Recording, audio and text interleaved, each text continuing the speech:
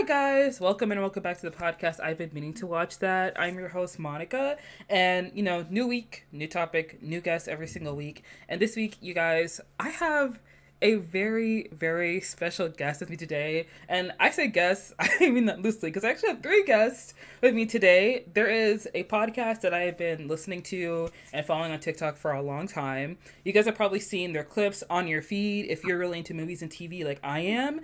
They are called Serious Film People, and they're here today with us to talk about the 2024 Oscar nominations. We So, could also talk about the 2014 Oscar nominations if you're so no, inclined. You're definitely equipped to do that if you need no, to do that. no, I Our do one not. talent. I do not have an outline for that. I am not prepared. We can One go off the top of year. the dome for that one. Yeah, Whiplash, Grand Budapest Hotel, Okay. Boyhood. Yeah. Ooh. Uh-huh. Guys, they're serious film people. Like, listen to them. Look at them go. Guys, if you want to go ahead, introduce yourself to the people. That way, they can get to know you guys a little bit. Yes, hello. I'm Josh. You may recognize my voice as the guest from the Mean Girls episode, and I am one of the three hosts of Serious Film People. Awesome. I'm Ken Dussel. I'm one of the other hosts for Serious Film People. If you recognize my voice, hi. I guess we know each other because otherwise, we otherwise I think there's some Serious Film People I've been meaning to watch that crossover. I think people may know. Oh, May know. cool. Yeah. that would Well, be I don't know. very- I'm kind of guessing actually, but I hope so. I'm tickled to hear that. If there are crossover, that's just fantastic. Awesome. Hi, everybody. And I'm TJ. I'm the resident Oscar grouch. So, Yes. Yes, he is. The Love to Oscar hear it. grouch. Yes. uh-huh.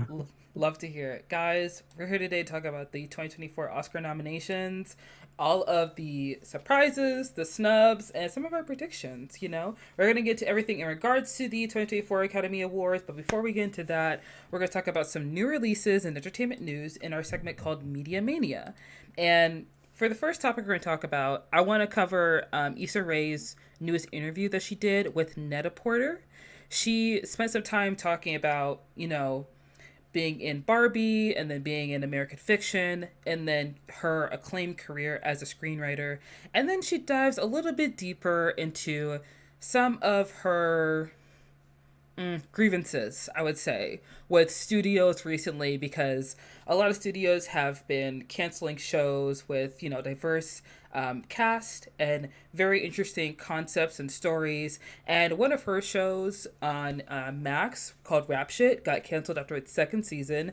And Issa Rae, she has a 7-figure deal with Warner Media, which she acquired after Insecure left. So she has been signed on with them to make a series of TV shows which she has developed for them.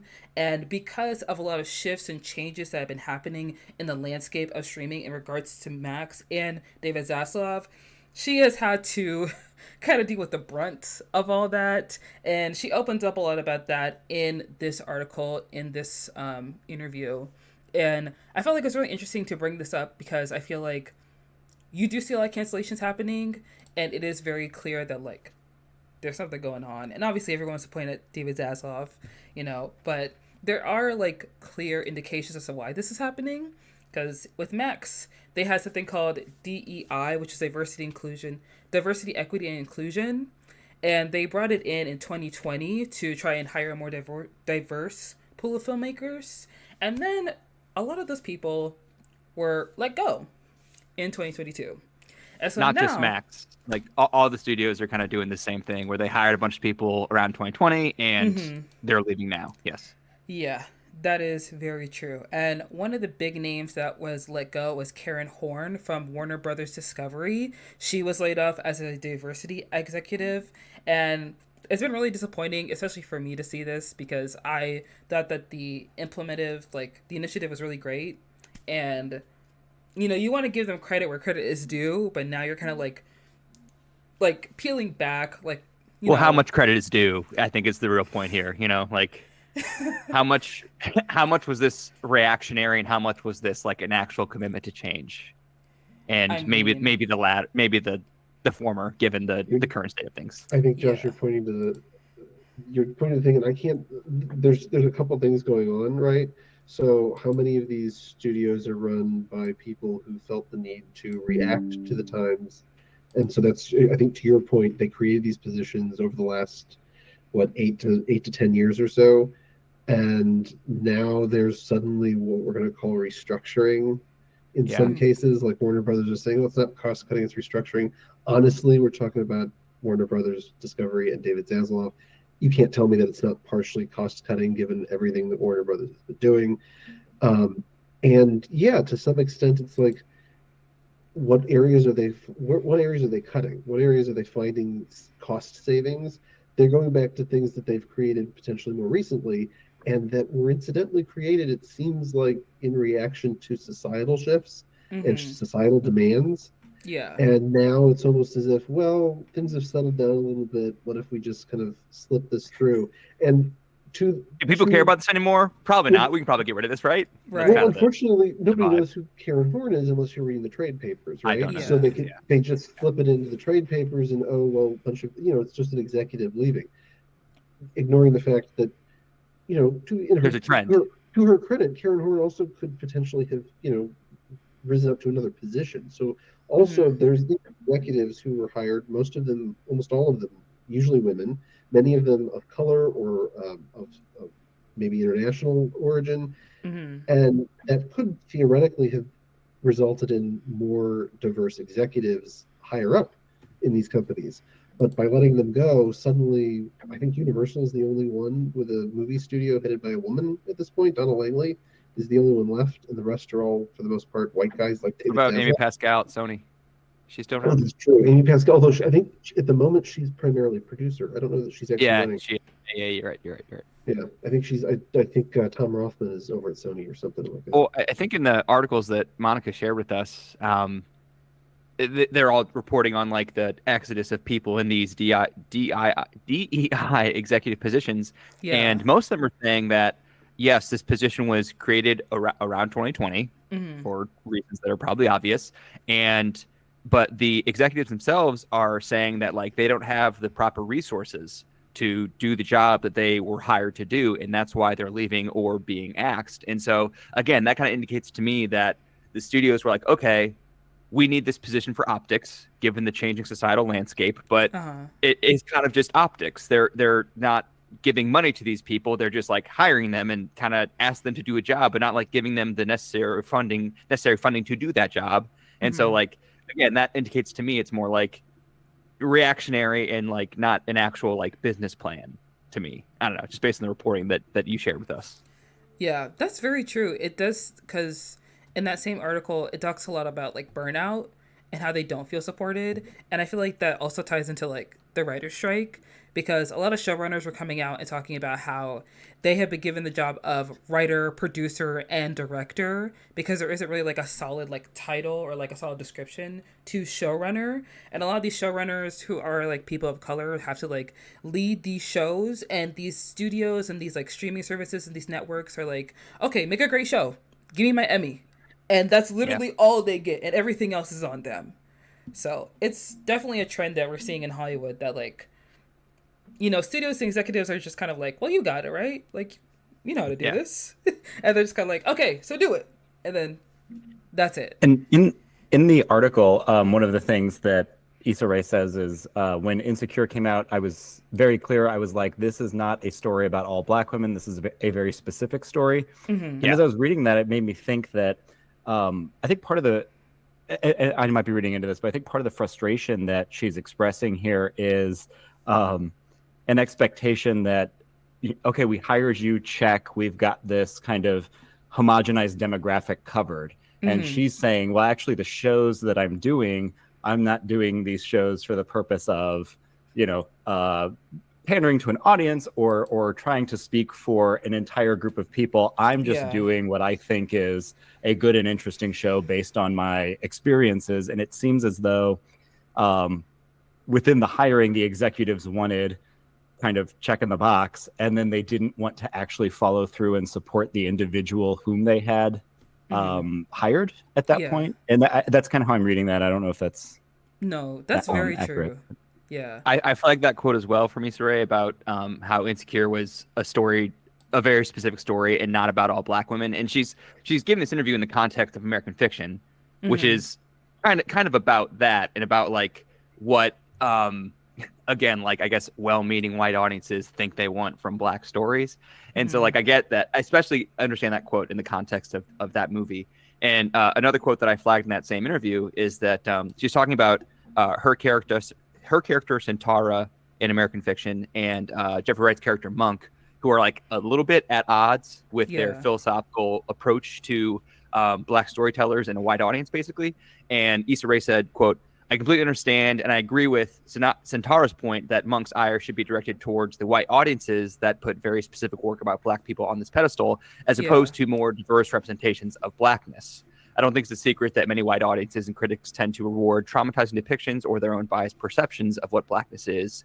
It's frustrating." So again, that's kind of coming down to like, you know, potentially studios seeing like Black stories as a monolith, and like that's a really bad approach, I think. And I think Issa Rae's, both her character in that movie and her in real life, is probably frustrated by that mindset. Yeah, it's not for nothing that if you take the publishers in that movie, American Fiction, I'm not sure the executives we're talking about are all that different. Maybe less funny, they're less humorous to be in a room with, but like their thinking isn't necessarily all that off, which is what makes American Fiction, I think, so successful this year. Probably is because, to Issa Rae's point, it's reflective of a real problem and a real issue that people are facing, and this, you know, this kind of decision to basically, well, we need somebody to fill this void that we've got, so you do this.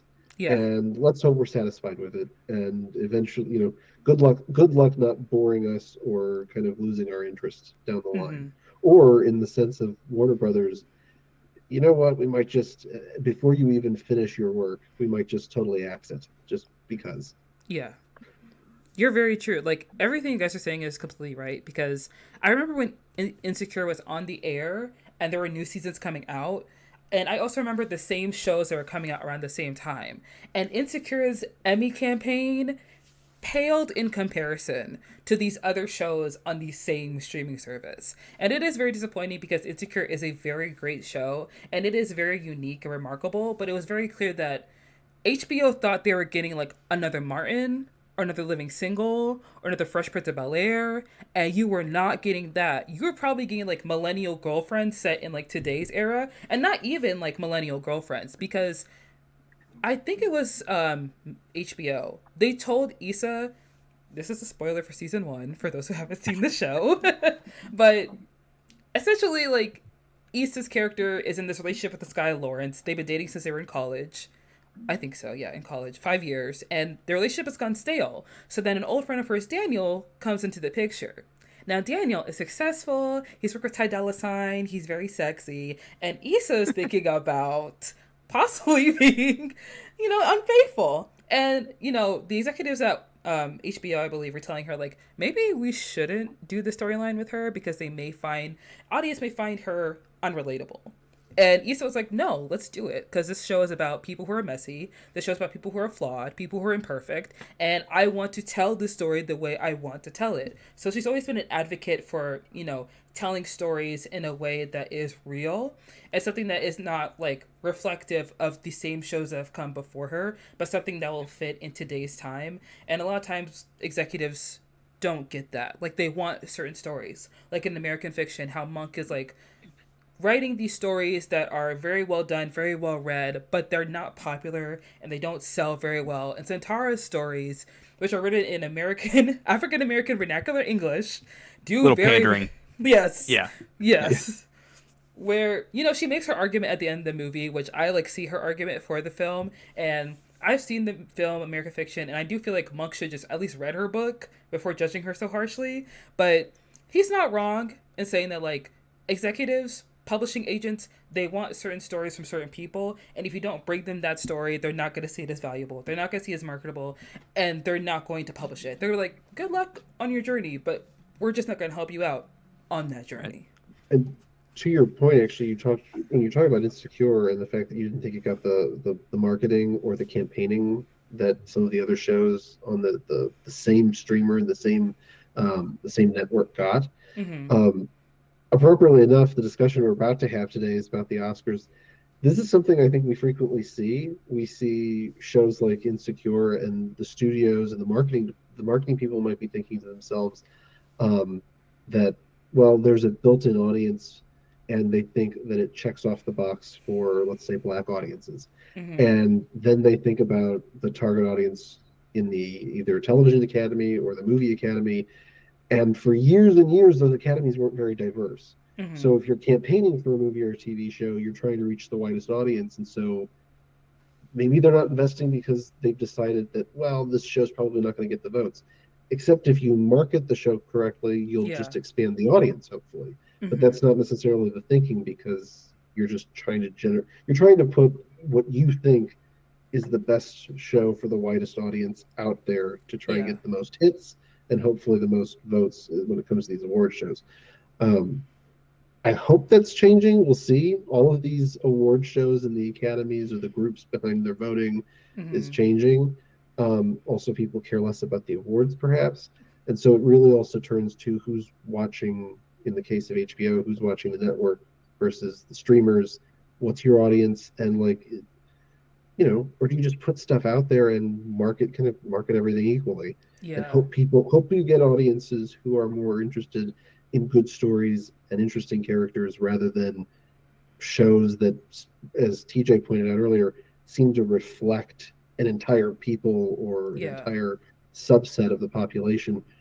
Just focus on the story and the characters, and hey, you know what? That's what Insecure did, and it was really, really good, even if they weren't doing a very good job of getting the audience for it. Yeah. Are TJ? any of you familiar? Oh, sorry. Yes. No, I'm just Are good. any of you familiar with the show I May Destroy You? I am familiar with it, but I Yes. haven't watched it. But I Okay. feel like I know what you're Theatrical. going to talk about. Yeah. Mm-hmm.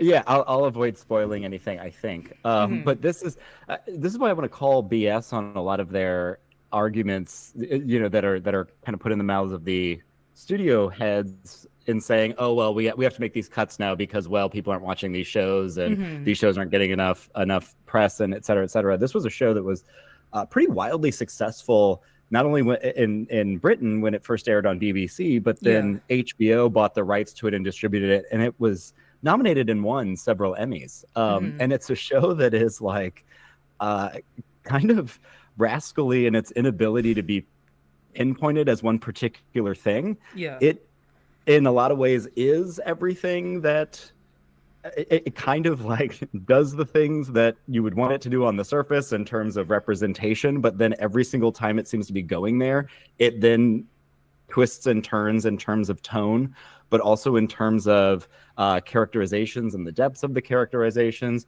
and really is precisely about writing one's own story and the several possibilities that then, like, autobiography or fiction allow for the creation of a particular personality that is going to then be seen by others. She's the main character in there is kind of a famous millennial writer because her book was called Chronicles of a Fed Up Millennial. So a lot of it has to do with, like, the kind of anxious millennial moment as well. But I think that is a really, really brilliant show that unfortunately was just one season. I mean, I think it was made as a limited series, and it ended pretty decisively. But I would have liked to have seen more out of that show. Yeah. You are right. I May Destroy You is definitely like a unique show, and Michaela Cole is like a genius in her own right, as like in terms of creativity. I feel like her and Issa Rae I both hold in like really high regard.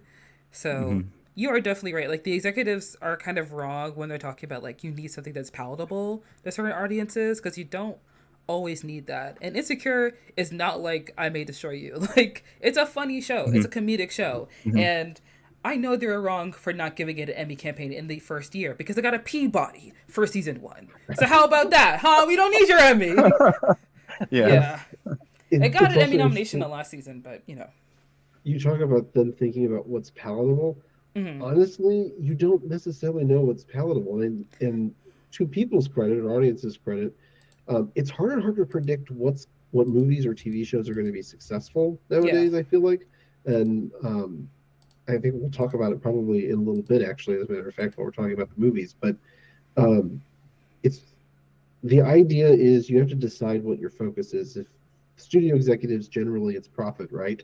So when they're talking about whatever is most profitable, what they mean is reaching the widest audience, but you're just not giving the audience enough credit. The idea Mm-hmm. is audiences, they will watch different things and interesting things. They don't want regurgitated product necessarily over and over again. They can go back and rewatch Friends for the 100th time if they want to. They don't need you to remake it. Um, and then you get shows like Insecure or Euphoria or The Bear, which are different. They're not necessarily reaching huge audiences, but the ones who are watching it love it, Yeah. and they're getting something from them. That's good. That's all the people like Issa Rae are hoping to get from sharing their stories with these people with audiences. It Mm-hmm. then comes down to the studios. Well, what's your job? What's your function? It's providing the production money and also getting the word out there and trying to get as many eyeballs on this stuff. Yeah. So really, if it's not getting audience, it comes down to the executives. Yeah. That's very true. And speaking of executives, I did see an interesting story that came out on Twitter, and I wanted your guys' opinion on it. Recently, it has been announced that there's going to be a Roadhouse. I think this is a remake. It is. The Roadhouse remake, directed by Doug Lehman, and he said that he's going to be boycotting the premiere of his movie because Amazon has decided to do just a Prime Video release of this film instead of also doing a theatrical release and then following up with like a release on Prime Video as well. And I thought that was interesting to see that story in conjunction with Netflix saying that they will no longer be moving forward with theatrical releases for their films. I thought that was Mm. kind of strange, so I wanted your opinions on like So both of those stories. if if we can, I'm going to jump in real quick because I wanted to focus the Roadhouse story in particular. I Mm-hmm. think the Netflix these are slightly different in one accord in one Mm-hmm. key point. Uh, Doug Lehman and his group, they originally had gotten production set up and development. They were in development with MGM, and then Okay. Amazon came in and purchased MGM, Oh, right. Yeah. and Amazon then changed it, flipped the plan. And I think Yeah. I read in there, this is a quote that I pulled from this article. Doug says himself, I signed up to make a theatrical motion picture for MGM. Amazon bought MGM. Amazon said, make a great film and we will see what happens. I made a great film. I'm going to do what I often do on our podcast, Mm-hmm. bring in Ken's Law Corner for just a second. And Ken's a Filmmakers, lawyer, by the way, yeah, just so we're all clear. Quick filmmakers out disclaimer: the decision of hiring a lawyer is an important one and should not be dependent solely upon advertisement. Or podcast endorsements. this is a great example though of how filmmakers nowadays, they have all content providers, really all artists, you have to incorporate what it is you want Mm-hmm. the financiers or the production companies to do with your art, with your project. So you've got to get in there the fact, incorporate a theatrical guarantee Mm-hmm. clause in your contracts, for example, because in this case he had an agreement period with MGM, and whatever contract he had with MGM didn't protect his Mm-hmm. right to a theatrical release for Roadhouse. And so Amazon basically has the decision, they can either send it to theaters first or they can send it directly to Prime. And he's upset because they decided to send it directly to Prime. And it's totally understandable why he's so upset. Um, but the game is changing, the industry is changing, how films get released is shifting so quickly that literally in this case, he thought he was making a movie that was going to be released in theaters by MGM, and ultimately it's going to Prime just because Mm-hmm. Amazon swooped in and purchased it. Yeah. Something to think about. We're not talking specifically about any stories here. Paramount is currently basically up for sale, most likely, and we don't know who will eventually buy Paramount. But there have been rumblings that some of the streamers might try, like Netflix might want the studio itself, and so they might make a bid at some point. That'd be Well, what horrible. happens if Netflix comes in? Anybody who has a deal with Paramount, this is an only example. I'm not saying that Netflix is going to do this, but if they were to purchase Paramount, Right. your story about that you shared with us about Netflix, clearly Uh-huh. they're not interested in going the theatrical route. So anybody with deals with Paramount, suddenly your movies aren't promised theatrical releases. I feel really bad for Doug Lyman, and I sympathize here because as Ken was just saying, he kind of got the rug pulled out from under him where he thought he was doing one thing and it ended up being another thing. Mm-hmm. And like the article he sent us is basically just like a big statement from Doug Liman explaining why he won't go to the South by Southwest premiere of the movie, and he says some pretty scathing things here that I again I kind of find it hard to disagree with him on. He said, first of all, you know, as Ken alluded, Amazon said that, you know, make a good movie and we'll see what happens. And Doug Liman is pointing to the audience scores from test screenings and like the audience feedback they've gotten at test screenings, and he claims, and I don't know if this is true, I didn't read the cards myself, but he claims that this is like one of the best testing movies he's ever made, and that it's testing better than his highest grossing movie, which is Mr. and Mrs. Smith, and it's testing better than The Bourne Identity, which spawned 4 sequels. So he's like, people want this, and people would be very excited to see this in a theater, and like it's gonna hit the untapped market of UFC fans because Conor McGregor is making his film debut and that kind of thing. And he says Jake Gyllenhaal gives one of his best performances, which is saying something. Again, we'll see, but that's what Doug Liman's saying. and he said that like Amazon apparently promised that they would put like 12 movies a year into the theater. And, you know, that they're committed to the theatrical experience, unlike Netflix, which I'll get to in a second. But then later on, Doug says, quoting now, contrary to their public statements, Amazon has no interest in supporting cinemas. Amazon will exclusively stream Roadhouse on Amazon Prime. Amazon asked me and the film community to trust them and their public statements about supporting cinemas, and they turned around and are using Roadhouse to sell plumbing fixtures, which is scathing, but also kind of true. Yeah. And this is kind of part and parcel, as you alluded with, like Netflix and how they are allergic to putting movies in theaters and only seem to ever put movies in theaters if the talent involved insists on it. And that's the only time they put movies in theaters. Yeah. Because Netflix is in an ideal world for Netflix executives, theaters would cease to exist and Netflix would be the place where people go to watch movies. Yeah. That's what Netflix ultimately wants, which I am vehemently against. And I'm quoting from an article that you sent us. This is some Netflix executive, maybe it's Bahari, I'm not really sure. Quote, our business is to make sure that members come to Netflix. They're in the mood for a movie and they get that movie that they want to see, and they're always going to be the focus for us, making great movies for Netflix that members want to see, which, again, they want eyeballs on their service. And theaters are their competition. They're not their friends, you know, so they want to kill their competition, which is theaters. And sometimes, like, even at Netflix's expense, they will leave a bunch of money on the table in order to not put a movie in theaters. Glass Onion being a good example from a couple years ago. The first Knives Out made $300 million in theaters, and they only put Glass Onion in theaters for like a week. And people projected that could have made $250 million at the box office. That would have gone to Netflix's pocket. But again, that is Netflix supporting their competition, theoretically. So they didn't put Glass Onion in theaters for more than a week. And there is a quote from a Hollywood Reporter article recently. Scott Stuber was the head of film production at Netflix for 7 years, and he recently left, I think in January, I want to say.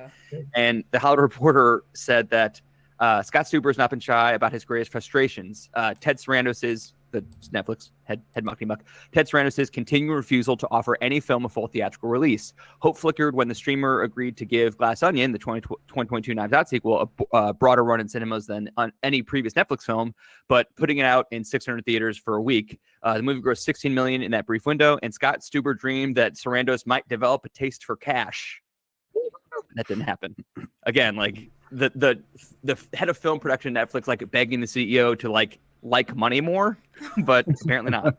It's generally it's also disturbing that Netflix thinks of itself that way, as if it's in competition with theaters, because yes, if you operate this way, you're kind of, I guess, in competition with theaters to some extent. But like Prime, historically, at least over the last decade or so, or maybe a little less, ever since they opened their own studio, they've been trying to have it both ways. Like they'll release, Amazon has historically, they have released films every year, not all of their films, but quite a number, particularly the prestige films, they've released in theaters, given them full theatrical releases, and then put them on Prime. Yeah. And Netflix's concern, I think, is they don't want, I guess their fear is fewer people will come to Netflix or buy in or have memberships to Netflix if they feel like they're getting, the secondary stuff, like, oh, this movie played in theaters, and why can't I just go see it in theaters as opposed to going to Netflix? I think Netflix is ignoring the fact that the theatrical dynamic has changed as well. you can release films in theaters. It can make however much money it's going to make in theaters, and then you put it onto any streamer. There are lots of people who aren't going to rush out to see that in theaters because Yeah. the reality is unfortunately for theatrical release, ticket prices and concession prices are all going up, and increasingly going to the movies is becoming an event for a lot of people in this country, and that's Right. unfortunate. That's really really unfortunate. I think the theatrical experience will survive, but it's harder and harder to tell what's going to draw people out in large numbers. It's very difficult.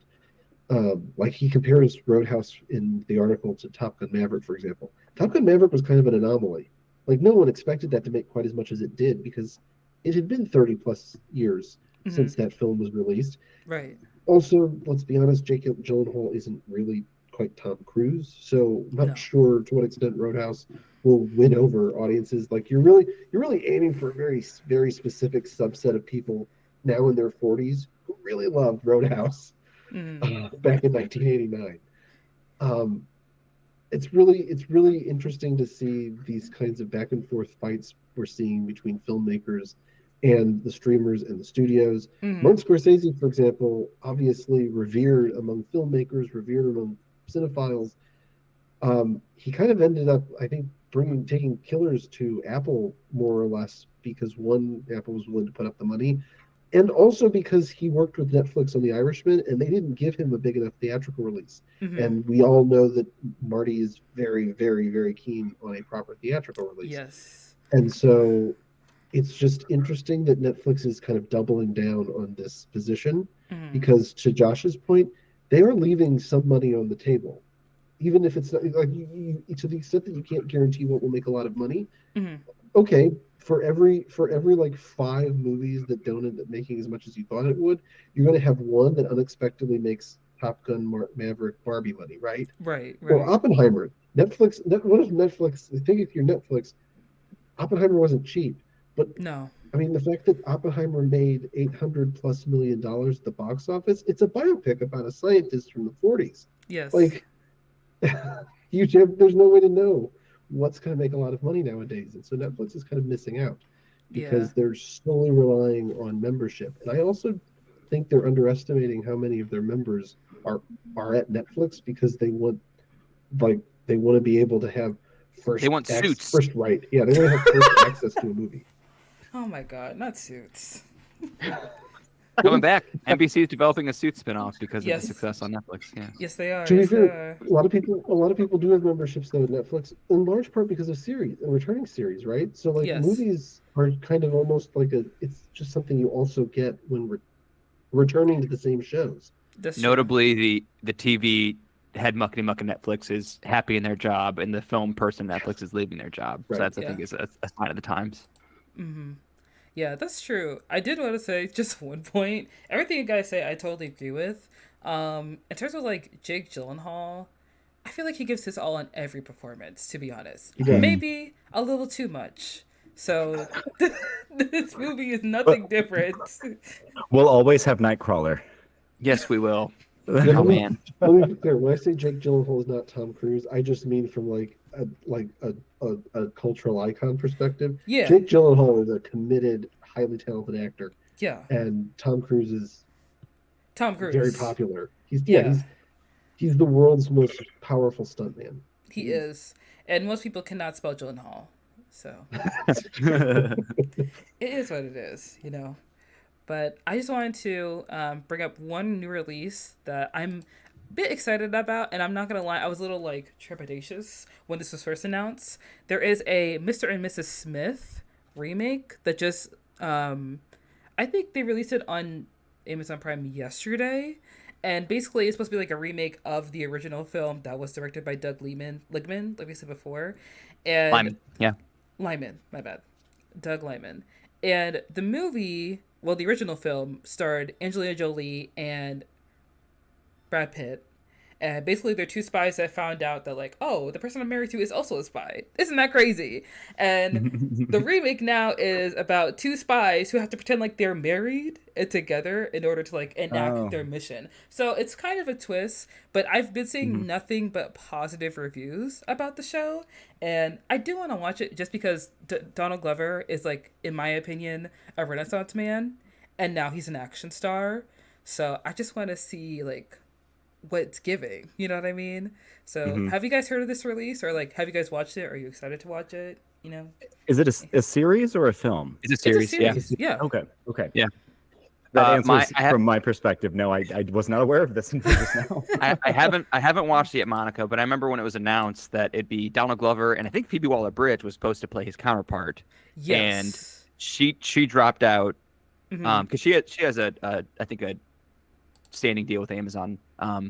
But she was replaced, and the way that this has been talked about on my personal Twitter timeline, so anecdotal, my algorithm feeding me whatever it feeds me.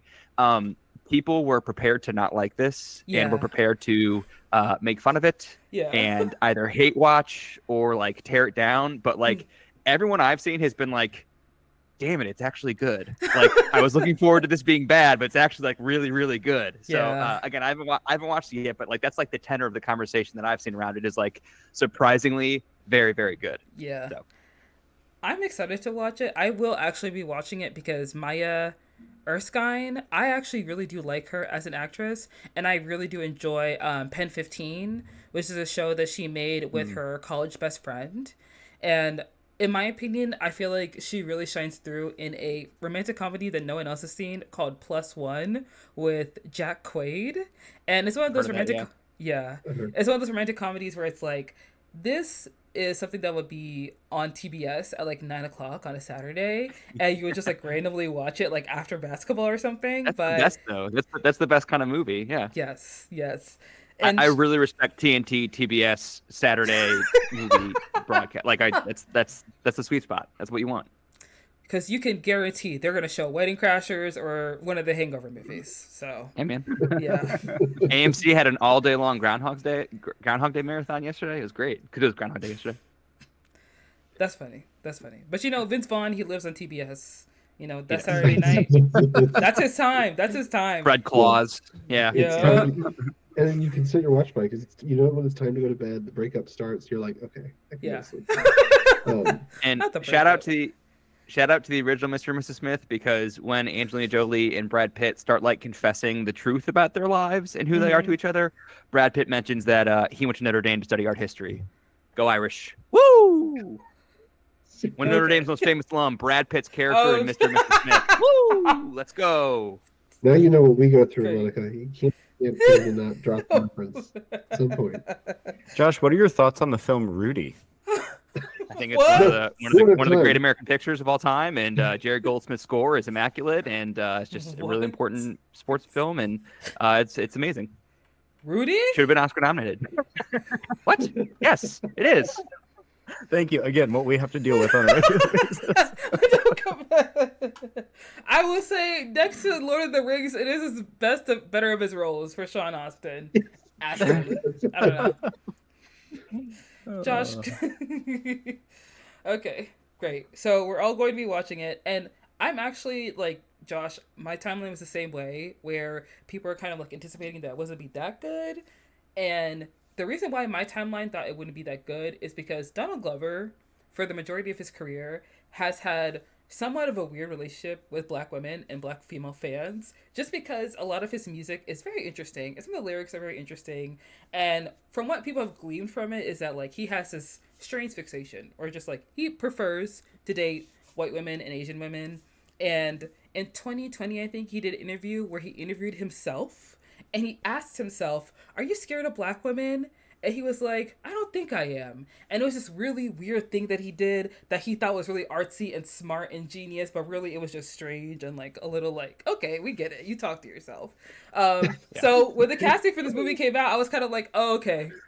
So we're talking about it. Is that a question that you ask yourself if your prepared answer is maybe I am? I feel like given that you had the question ahead of time, you could prep a better answer. But I'm gonna look that up and watch it later. It's funny you say that because I also agree that like Donald Glover has been, I feel like he's been like in the last few years trying to shake the perception that a lot of his audience is like white people. Yeah. And I remember when he hosted SNL, this is many years ago now, in like 2018 or something. During his opening monologue, he said, I'm paraphrasing, this wasn't the exact quote, but something like this. He said, I'm Donald Glover. If you don't know who I am, if you're white, I was in Community and Star Wars. Yeah. And if you're black, I made Atlanta and Redbone. Right. And I'm like, yeah, okay, I got it. Oh my God. Come on, Redbone. Yeah, it's an interview, so you would have to read it, not watch it, but I do remember I do remember his Saturday Night Live performance and his appearance. I would have to say it's one of my favorite episodes of Saturday Night Live. Because it's very good. Yes. You can tell when they have like a comedian, like a comedic actor on the show, it's like, okay, all right, we're in good hands. I can watch the whole episode through. I don't have to wait for the clips. I can actually. He was musical guest too. Yeah, he was a very great musical guest. Yeah, that was a good episode. So I believe that was the This Is America era of Don Glover music. Yeah. Just to clarify, you said that the interview was in writing. It wasn't recorded. Yeah, like it was an article, basically. Yeah. Oh, so he not only could have prepared a better answer, they could have theoretically written a better answer.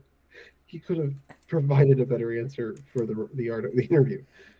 I don't know what happened with the interview. It was essentially like him interviewing himself, and like they recorded it, and I think the recording is the interview, that's the article. And me personally, if I was working at that publication, I would have been like, okay, let me review that. Take that out. Take that out. Take that out right now. I don't care if he gets mad. I don't care. If he doesn't want the article to go out, fine. Go to somebody else. Take that out. He's trying. Like, it's kind of like, okay, no. Actually, no. No shenanigans here. Yes. Okay, so we're all going to watch Mr. and Mrs. Smith. I will. Maybe. We'll see. We will see. And I'm busy. I'm really busy. I didn't even ask you if you... Football. Listen, I didn't even ask you if you watched Insecure, even though I literally brought it up. We talked about You it. did give me homework last time I was on to watch Insecure before the next time I was on. Yeah. And I have not done my homework, I'm sorry to say. But I will. Okay. If you see me in those TikTok comments, just know. Just know. I want Josh to know it was me. And I didn't even watch Game of Thrones. Oh my God. Okay. You know what? You guys may not have watched those TV shows, but let's see how many of the Best Picture nominations you watch, because we're moving right into the Oscars, guys. Woo, the 2024 Oscar nominations have been announced, and the Oscars, the ceremony happens in March, but just because it happens in March doesn't mean we have to wait till March to talk about it. Let's talk about it right now. Let's talk about how Oppenheimer led nominations with 13 nominations, followed by Poor Things. And even though so many people have gotten all these nominations, and this award ceremony is obviously going to be, you know, just as legendary as the last time, maybe, who knows? Sure. Excuse me. We have to obviously dig into the biggest news, apparently, of the 2024 Oscar nominations, which is Greta Gerwig and Margot Robbie being snubbed. Greta Gerwig being snubbed for Best Director, and Margot Robbie being snubbed for Best Actress. I'm glad you followed up and clarified that, because just to be clear for anybody who doesn't know, they were nominated, just not in those two categories, because Margot Robbie is of course one of the producers of Barbie, and Greta is one of the writers. And Right. it got an adapted screenplay nomination at Best Picture nom. So they did get nominated. They just didn't get nominated for actress and director. Thank you for Correct. Thank you for the clarification. That is true. She is the producer on the movie, and I think it was Greta Gerwig and Noah Baumbach who wrote the That's right. screenplay. Yeah. Both, interestingly, for that movie, both couples. So Margot Yeah. produced with her husband Tom Ackerley, and Greta and her now husband Noah Baumbach co-wrote together. So Right. got couples working on that movie. And they're not the only Oscar-nominated couples this year, because Tom Ackerley and Margot Robbie are married. They're both nominated for Best Picture. Noah Baumbach and Greta Gerwig are married. They're nominated for Best Screenplay. Jared and Jerusha Hess are married, and they're nominated for Best, I think, animated short. I want to say live-action short, animated short. Correct. They And then Justine previously. Triet and her husband co-wrote Anatomy of a Fall together, and they're also nominated. Oh. Also, May December is nominated, and Sammy Birch and Alex Mechanik are together. Oh, I thought And only then- Sammy had the nomination there. Is that more than one nomination? Or Yes. he's also nominated? Okay. Yep, Sammy and Alex, and then did you mention Chris Nolan and Emma Thomas? No, yeah, that's another Yeah. one. So that's Chris six. Nolan and his wife Emma Thomas produced Oppenheimer Wow, together. okay. There are 6 couples nominated together for Wow. Oscars. Wow, that's crazy. Okay, so the snub. I'm just gonna give my opinion real quick. I understand why people are upset. I get it. Barbie was a cultural phenomenon. People were talking about Barbie months before that movie was ever going to come out. So everybody thought that movie had already come out, and it came out at the end of July. And then when it came out, y'all couldn't even talk about it because the strikes happened. But the end of June. It came out at the end of June, right? Essentially, In July. It was July. Yeah, July. you're right. Oh, Yeah, it was July. great. Yeah, you're right. Great. Okay. What are my opinions? Really, like, I love Greta Gerwig. I love Margot Robbie. I like Barbie. It's a very good movie, but I feel like there was an uneven amount of anger towards them being snubbed, and I don't want to take away from the fact that, like, Greta Gerwig obviously deserved a nomination for Best Director, but I would like to remind you guys, like, this is not the first time she's been snubbed. It will not be the last time she will be snubbed. She's a female director, okay? Like, she's gonna make other movies. And the Academy knows this as well. And they will nominate her movies again next year when she makes another movie. And they will snub her again. And Margot Robbie has an Oscar? Or She is does it- not have an Oscar yet. She no. doesn't have an Oscar. She's been Okay. nominated before. Okay. Yeah, she's been nominated Yeah. before. And I She'll win really- eventually, though, for sure. She might win Eventually. more than one eventually, for sure. Yeah. Right. Her career. Particularly now that she's also expanding, she's not just acting, she's producing. Yeah. I could see her potentially directing at some point. So she's got a lot of hats in her future, most likely. Very true. Very true. And although, like, your anger is justified, I feel like the amount of anger is a little bit, like, too much. We can rate it back in. You know what I mean? We can share the anger for something else. You know what I'm saying? I Go gotta ahead. say, so on this particular issue, my first reaction is, first of all the articles, all the people posting, by definition, a snub means you think that somebody who wasn't nominated should have been nominated, which means you probably should identify who you think shouldn't have been nominated. Just saying, no article is ever brave enough to identify who they think you should pull in place. So, like, there's only a finite number of nominations in each category. Mm-hmm. We'll discuss these categories once we get to them. Yeah. I'm not upset in particular the directing lineup. Like, I'm not really upset with the ones they nominated. Like, you could make an argument for 10 different directors possibly be in there. And it's just a matter of the Academy voters who don't vote in tandem with one another. It's not like they're sitting in a boardroom. There's 10,000 of them. I don't know exactly how many directors there are in the directing category, but they all submit their votes, and those were the 5 that got nominated. And it's to their credit. I don't think the ones who are nominated, it's not like they don't deserve to be there. It's just, I think a lot of people who are raising a stink, it's because of far more people saw Barbie than saw any of the other 5, any of the actual 5 nominees. Yeah, there have been a lot of voices complaining about the lack of Greta Gerwig nomination, and I'd be very curious to know what percent of those people have seen Anatomy of a Fall, or have heard of Anatomy of a Fall, for that matter. And maybe if they'd seen that, they wouldn't have as much outrage about Gerwig not being in there. I think one of the things that frustrated me about kind of the discourse immediately after was the way in which it kind of overshadowed some of the accomplishments of other people who did make it. One being Justine Triet, who I had not heard of before I had heard of Anatomy of a Fall. She wins Cannes. She wins 2 Golden Globes, including a screenplay award for a screenplay that's dominantly not in the English language. I won an Oscar too for a screenplay. Yes, she's nominated for screenplay and director. And at some point the Oscars will realize that they can nominate more than one woman at a time. It doesn't have to be just one each year, but one, more. And then with the Margot Robbie conversation, I think that Lily Gladstone is getting kind of eaten up by that conversation as well, and that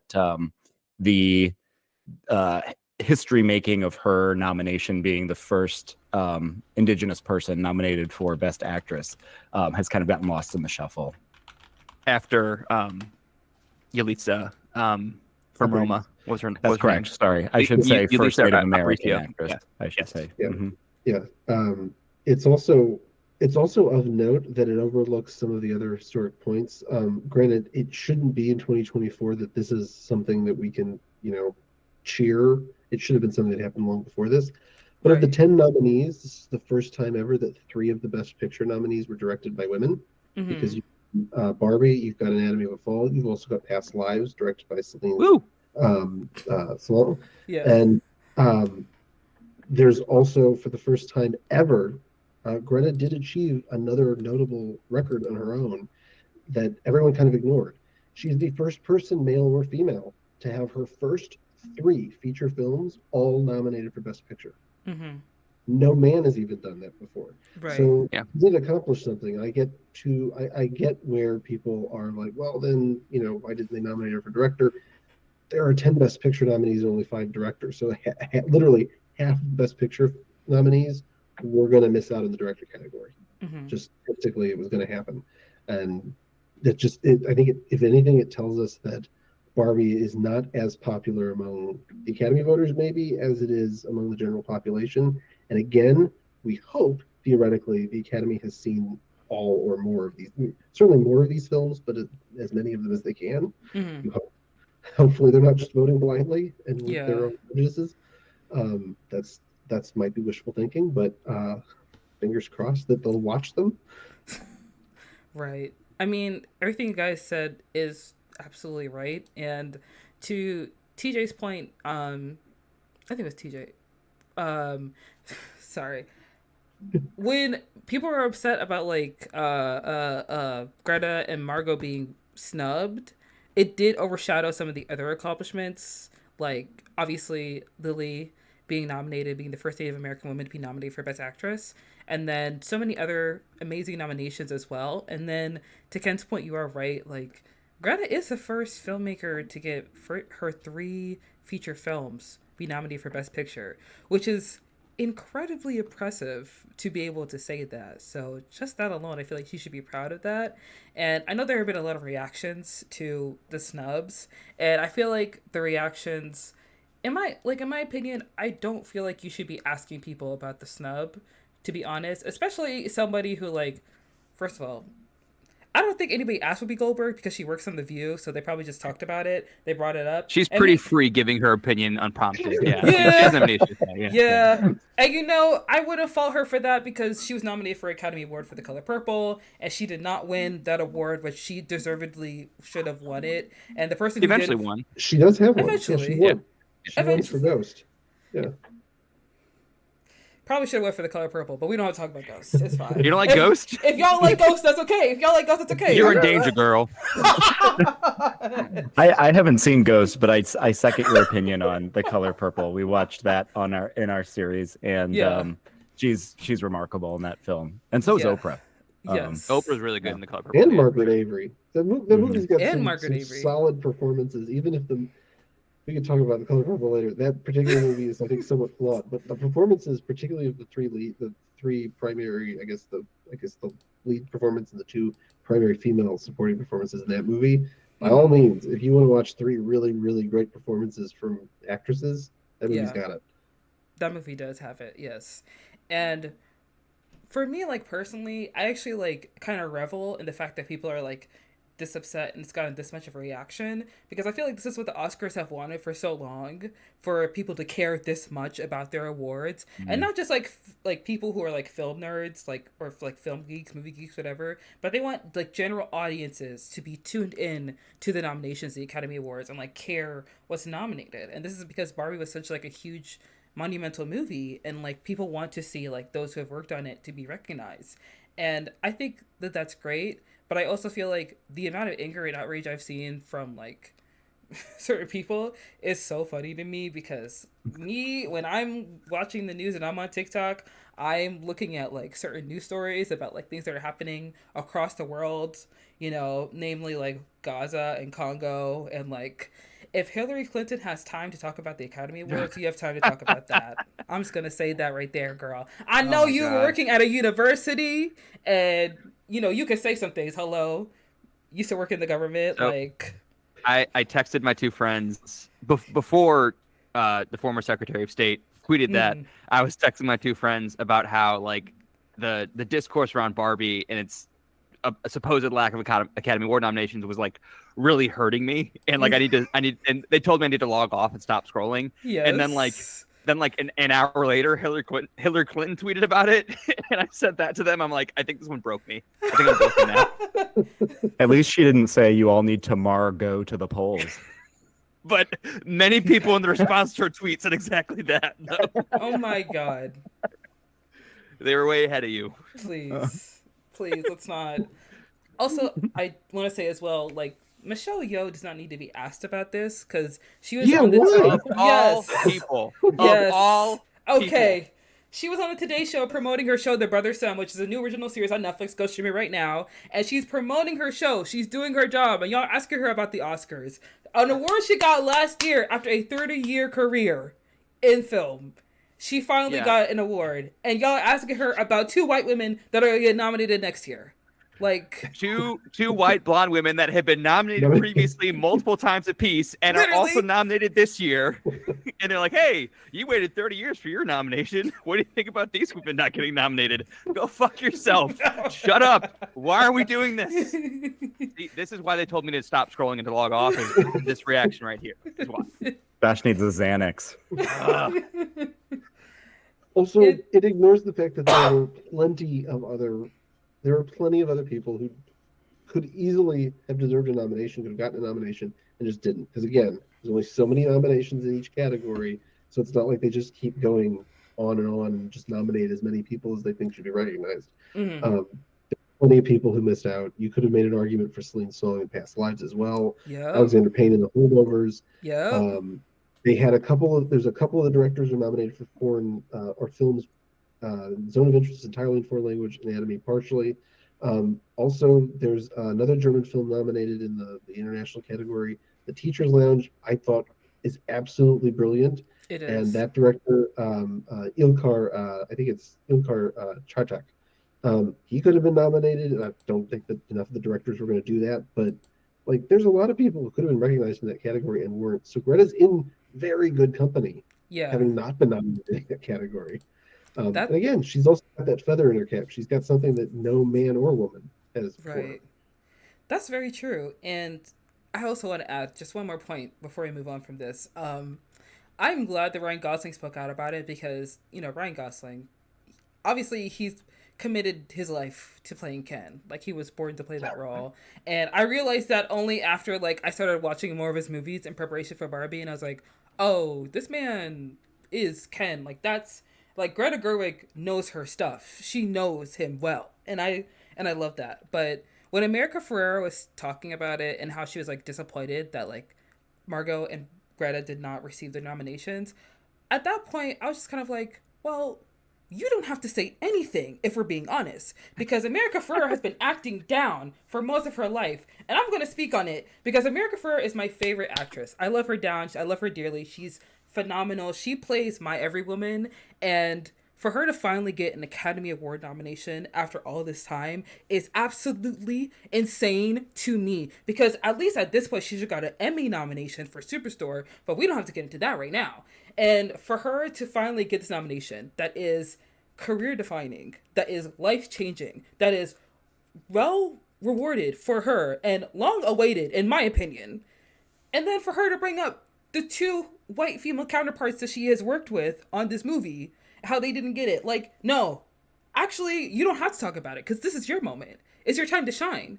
It's your moment, girl. Like, live in it, revel in it. And that's the one thing where I was like, I actually am like, was just like, I'm mad for you. I know she's not angry. I know she's not mad because, like, she loves them too, loves the two of those. But, like, I was mad for her in that moment because it's like, it's about you. Make it about you. Yeah. Like, talk about yourself, like. I think part of the problem with this is, because of the uproar They felt compelled suddenly to react, and of course, if everybody's upset, Yeah. it gets you possibly even more upset.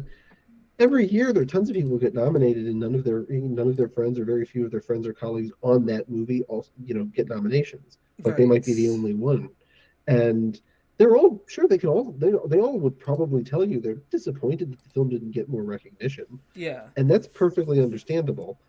To your point, yeah, America Ferrera and Ryan Gosling, like clearly in their messaging and in their reactions, like it's nice to see that they clearly are all friends. They're sticking up for one another.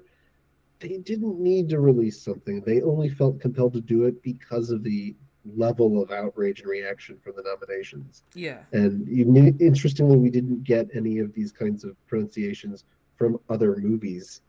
Like nobody came out and was like, "Oh, Martin Scorsese didn't get a screenplay nomination for Killers, even though it got all these other nominations. Marty deserved a screenplay nomination or something." Yeah. Or Saltburn getting 0 nominations. Nobody was, as outraged about that, and so, ironically, Margot produced that, by the way, as well. So that film got no recognition. What? Yeah, she was one of the producers on that. She and her husband produced Saltburn Oh for my Emerald Fennell. god. I keep forgetting about that. I keep forgetting that. I'm so sorry. Go ahead. No, you're fine. So it's just like there are lots of movies that don't get recognition, and interestingly, I'm hoping we'll touch on a little bit. I assume we'll talk a little bit patterns or trends this year. There weren't actually that many films that got nominations across the board when you really look at it. There were a select grouping of films that pretty much dominated this year's Yeah. awards nominations. So there's a lot of movies and a lot of performances that just kind of went unrecognized. And it's interesting, more people hopefully should be talking about those, but instead we're focused on this one outrage. And again, it probably comes back to the fact everyone and their cousin, mother, uncle, and seventh cousin twice removed saw Barbie. They can't say the same about these other movies. Yes. I did want to touch on Saltburn for a second because someone had brought to my attention that Saltburn didn't get nominated for anything, and then I guess I made the mistake of saying, "Why does it need a nomination? It's Saltburn," and they were like, "What?" And I was like, "I mean, are we gonna act like it's a good movie, or like, are you gonna attack me?" Like, I watched the movie too. I saw it. What nominations did this person think Saltburn was denied? Exactly. I have no idea, but I think Saltburn was like the craziest movie I saw in 2023, and maybe that's an overstatement, but like I'm gonna be perfectly honest, like Saltburn and Poor Things, in my opinion, I was like, if neither of these movies get Best Picture, I'm gonna be fine. Because as much as I love Emma Stone and I love Yorgos Lanthimos, I did not need to see Emma Stone pretend to shove a peach in her hoo-ha to like discover herself, like that was a little. Can I put that on the DVD release for things? Like the movie, it's a good movie. It's actually a beautiful movie, but like Saltburn is like, I don't know what Saltburn is. It feels like a self-destructive, glorious mess. You know TJ, what I mean? Would you like to share the word that you learned this year in relation to Saltburn? Oh, yes. Saltburn is edgelordy. Edgelordy. Edgelordy. Yeah. TJ had never heard the term edgelord before Saltburn came out, I guess. I had not. No. And been around a while. And I learned of the word like the weekend I saw Saltburn, and I was like, Saltburn is edgelordy. I actually kind of liked Saltburn. I'm not gonna argue that it's like a masterpiece or a great film or something, but I actually kind of liked it. I thought it was kind of wild and silly, and I enjoyed the 2-ish hours that I put into it. But I'm not outraged at its absence here. I also enjoyed it, and also thought it was very silly. And I'm also extremely comfortable with it receiving 0 Academy Award nominations. And I think that anybody who feels differently, Saltburn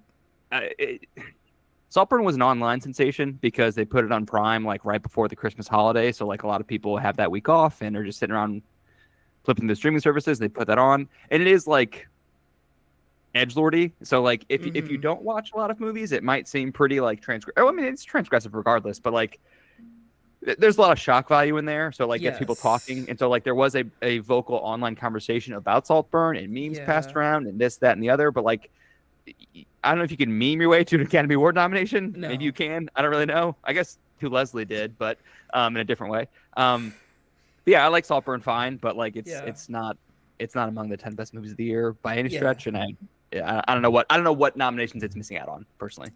Yeah, I think that Saltburn kind of appeals to the people who like hold Euphoria in high regard, because although I like Euphoria, so children, basically. Children, but also like people who see aesthetic as like the number one thing you need in a film to be seen as like, oh, this is pretty cinema. but kind of empty. Yes. It's like, go ahead. It's just it's style over substance. That's if your focus is that, if that's what you think makes for a good film or TV show, you might really love Saltburn. Yes. Yeah. And I'm not gonna lie, like, as much as I love Yorgos Lanthimos as Emma Stone, I had the same feeling towards Poor Things, because it is overall a good film, but I don't know. I just feel a type of way when I see films where like it's centered around like it's like kind of like a coming of age story, and like a woman's discovering herself, and if she has to discover herself through sex, I feel like it's lazy. And also like there was just some people had a problem with it because they felt like it was too graphic, but to that regard, I say, like, you came for Emma Stone. You did not come for Yorgos Lanthimos. So you did not know what you were stepping into, which I don't fault you for it. It's just that you didn't do your research, which is fine, because general audiences apparently don't do that anymore. But, you know. I get the comparison because both movies are kind of transgressive in their own way, but I think Poor Things is like a considerably better movie than Saltburn. I kind of disagree with that. I'm not going to say Saltburn's better, but I think Poor Things is... Poor Things, you can't love Poor Things as much as Poor Things loves itself. Yeah, I disagree. That's a nonsensical thing to say. I think that makes sense. How much does Poor Things quantify? How much Poor Things loves itself, TJ, for me? Tell me what that means. TJ is concerned with itself. 140 minutes of we went there. I think Saltburn does that. I don't think Poor Things does that. Yeah, what I was going to say is, I think Saltburn, because Saltburn is frivolous. There is nothing in the center. There really is, and I think Poor Things is like, were you shocked? It has by that? ideas. Well, That's what Saltburn's doing. I think Saltburn is shocking for the sake of shocking, and transgressive for the sake of transgressive, with no ideas in the middle of the movie. Okay. Besides, someone watched The Talented Miss Ripley and then wrote a screenplay after watching The Talented Miss Ripley. I think Poor Things has like interesting ideas in the center of the movie, and like interesting arguments. And Saltburn has none of those things. For everyone who says, and this is correct, that like, well, Saltburn, it's Mr. Ripley's better. Hey, Yorgos, there's a better version of this. It's called Frankenstein. It has more ideas for sure than Saltburn does, but I don't think it doesn't seem as smart as it thinks it is. I don't think. Again, I don't know how smart Poor Things thinks it is. Guys, you gotta let Ken talk. I was gonna say, I think we kind of had this discussion off camera as well.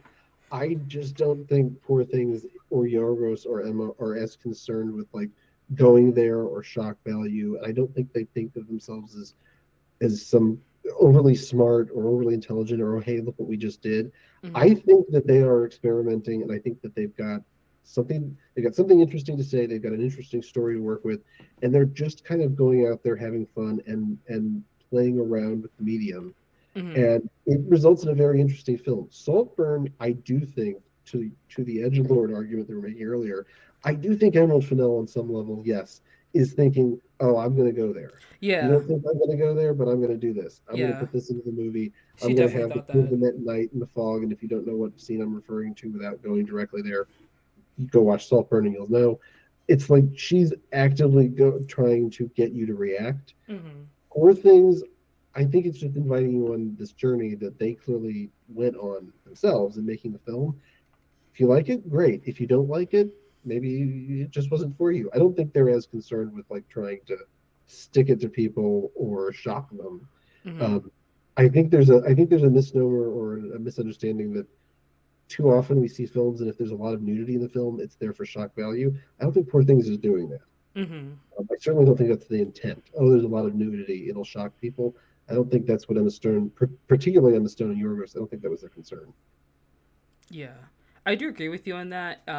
It's definitely, it's not the nudity that like takes it away from me. It's the like born sexy yesterday trope that seems to be like the driving force in this film. That like Bella Baxter doesn't remember who she is. She's like a reanimated monster, like you said, a la Frankenstein's monster, and she decides to go with this man that she does not know to travel to a country she's never been before, and she's just kind of like at the whim of like her curiosity and her like, you know, desire of exploration. And I'm fine with that to an extent, but then like as I'm watching the film, there are only like there are like two black characters introduced, and they both show her like how terrible the world is, and I'm like, okay, cool, cool, cool, cool, great, great, great, great. And neither of these people really have names. Okay, awesome. And then I, she like fully has money. Like she has money from her father, I guess, creator, and she's just like, God. God. And she's like, I want to try whoring for fun. And I'm like, Well, she oh, doesn't do it for fun. She does it for money. yeah, I she mean, She does it just for money, she but she seizes her own means of production. yeah, yeah, through sex. Cool, cool, cool, cool. We love to see it. Yes, great, awesome. You know, great. Uh, you So know, you side with Mark Ruffalo and Poor Things then? You think it's horrible that she's doing this? no, I don't think it's horrible that she's doing it. I just think that like when men write like female like empowerment stories, like coming of age stories, I don't want like sex to be the center of like you discovering yourself. Like yes, she reads, yes, she learns philosophy, and like yes, she like just learns about the world as well. But like for the most part, this girl be fucking, and you know I want her to be doing I a little think, something but else. well, I think that her like discovering sex with Mark Ruffalo Uh huh. is true to some people's experience. Like, not to get too personal, but I feel like when you have sex for the first time, that's suddenly like all you want to do because you just Mm-hmm. discovered a really great fun activity, and like that Mm-hmm. happens in the movie. But like by the time she starts working at a brothel, it's no longer her discovering her sexuality and more her discovering economics and Hmm. her realizing what financial power she may possess and what goods she may be able to sell. Yeah. And Mark Ruffalo is aghast that she would be willing to sell that, but she's like, why? What's wrong with that? Like, I'm, they're willing to pay for it, and I'm willing to do it, so I Mm. can, either live on the street with nothing, or I can go in here and do this. And so, yeah, I'm going to do that instead. yeah, I Also, think you mentioned real quick. You mentioned the black characters. Gerard Carmichael, I like him a lot. He's in a different Yes. movie. He doesn't know what movies he's in Poor Things. That's true. that's hard. Yeah, that's yeah, not incorrect. Um, I think there's also something you said. This is a very to the extent that there's a Born Yesterday conceit maybe somewhere in this film. This is a very, very different kind of film to the extent that Emma Stone is doing something I don't think I've ever seen in movies going all the way back. I mean, there's literally a film called Born Yesterday starring Judy Holliday. Mm. She's just naive and not all that book smart. This is suggesting what if you basically didn't know anything and entered the world with the mindset of a baby or an infant as a fully grown human? How do you interact? How do you learn things? And you do it rapidly to some extent, and you can agree or disagree with I think Yorgos and Emma's thinking here. To some Mm-hmm. degree, they seem to be suggesting that pleasures of physical pleasures do drive human beings to some extent, and so she's got to develop the mindset and the maturity to not necessarily be driven by that, but for a period of time, that makes her feel good, and that's enough. Like she's introduced to sex for the first time with the mindset of like a child, basically. Mm. And so this film is kind of, I think, on some level toying with that. The fact that she's driven by her physical, like what pleases her physically should also make her happy mentally, I guess. And she Mm-hmm. just sticks with it. I get your point where it does seem where, there's just a lot of sex. There's a lot of nudity, and it seems like they might be able to kind of deviate from that at times, and they don't necessarily. Mm-hmm. To your point, like she literally learns that the means of production via a brothel, Yeah. like not any other means of making money. But I think that comes back to, okay, well, I enjoy this. Other people apparently enjoy this, and Mm-hmm. in her limited experience, influenced in part by Mark Ruffalo and his seedy, um, ill-motivated character, This is what she knows. Like, that's just most of her experience thus far has been reading when she can, interacting with some people, and basically being there for Mark Ruffalo's physical pleasure. So that's what leads her to think, oh, brothel, this is interesting. I could make money. We need money, and I could make money this way. Okay. Yeah. I'm gonna be honest. I am I am a little bit of like, this is a little personal. I am a little bit of a prude. So sometimes like when I see movies like that, I'm like, let me remove my own feelings towards it and like try to like watch it for what it is. So both of your opinions are very fascinating. I have to like reflect on that because I've been meaning to rewatch Poor Things, but at the same time I'm kind of like, I don't know if I can go through this again. Because I watched it in a theater, and like I get weird. Like I feel very uncomfortable when I see that on screen. Because sometimes it's like it's fine, it'll pass, and it kept happening, and I was like, "Is this gonna keep happening?" I'm sitting next to an old lady, and she's like not reacting, and I am, and I'm like, I don't know if I could do this. But yeah, that old lady's like, yeah, I've been there. You were sitting next to Catherine Hunter. Oh my brothel. Is that what it was? We have to move on. We have to move forward. Okay. There were a lot of snubs for the Oscars. All of Us Strangers was snubbed. Saltburn, like we already mentioned. There was Ironclaw for all the categories, and also Origin. There was Air, which I find it interesting that people brought up Air, but I digress. The Color Purple was snubbed for Best Picture, which is the one that I was the most upset about, but I move on. Priscilla was also snubbed as well, which I found to be kind of interesting because it is an A24 film, but they kind of had to pick between like, are we going to promote Priscilla or Past Lives? And they chose Past Lives. Or Zone of Interest or Iron Claw. That's how I think Iron Claw ended up with nothing, is it was released really late in the season, and also A24 had to pick and choose what to put the resources behind, and they chose Zone of Interest and Past Lives instead. That's also just, generally speaking, some of the films that didn't get enough nominations, or really any nominations. Origin in particular is one that was poorly marketed. I mean, they didn't release it until January. Nobody was talking about it until literally Origin was released the same week the nominations came out, I believe, in most cities. That's too late, because that means the voters have already been entering or submitting their nominations. All of Us Strangers came out from most cities early mid-January. Voting was about to begin or already underway. If you're interested in marketing your film for an Oscar or an awards campaign, you've got to get on it early. And some of these films, I think, they suffer from the studios, as we talked about earlier, not investing enough in their campaigning. Yeah, that's very true. I do see your point, because with Origin, I did know that movie was coming out, and I thought it was coming out around the same time that The Color Purple was. But then I was surprised when a friend of mine told me it was coming out like in January, and I was like, that's a little late. Why does it come out a little bit earlier? You know what I mean? But as long as it qualified, and the unfortunate thing for Origin, I think it may have screened in LA and New York in December. So unfortunately, it qualified for this Oscar season, this Oscar race, because it was released in LA County and New York in December. But it wasn't released for most people until January, so it just wasn't getting the buzz, and they didn't really market it much. To your point about The Color Purple, at least there was attention. There were commercials, the ads were running. It had Spielberg and Oprah backing it and everything. Origin just kind of was a last minute. Oh yeah, Ava DuVernay has her movie coming out.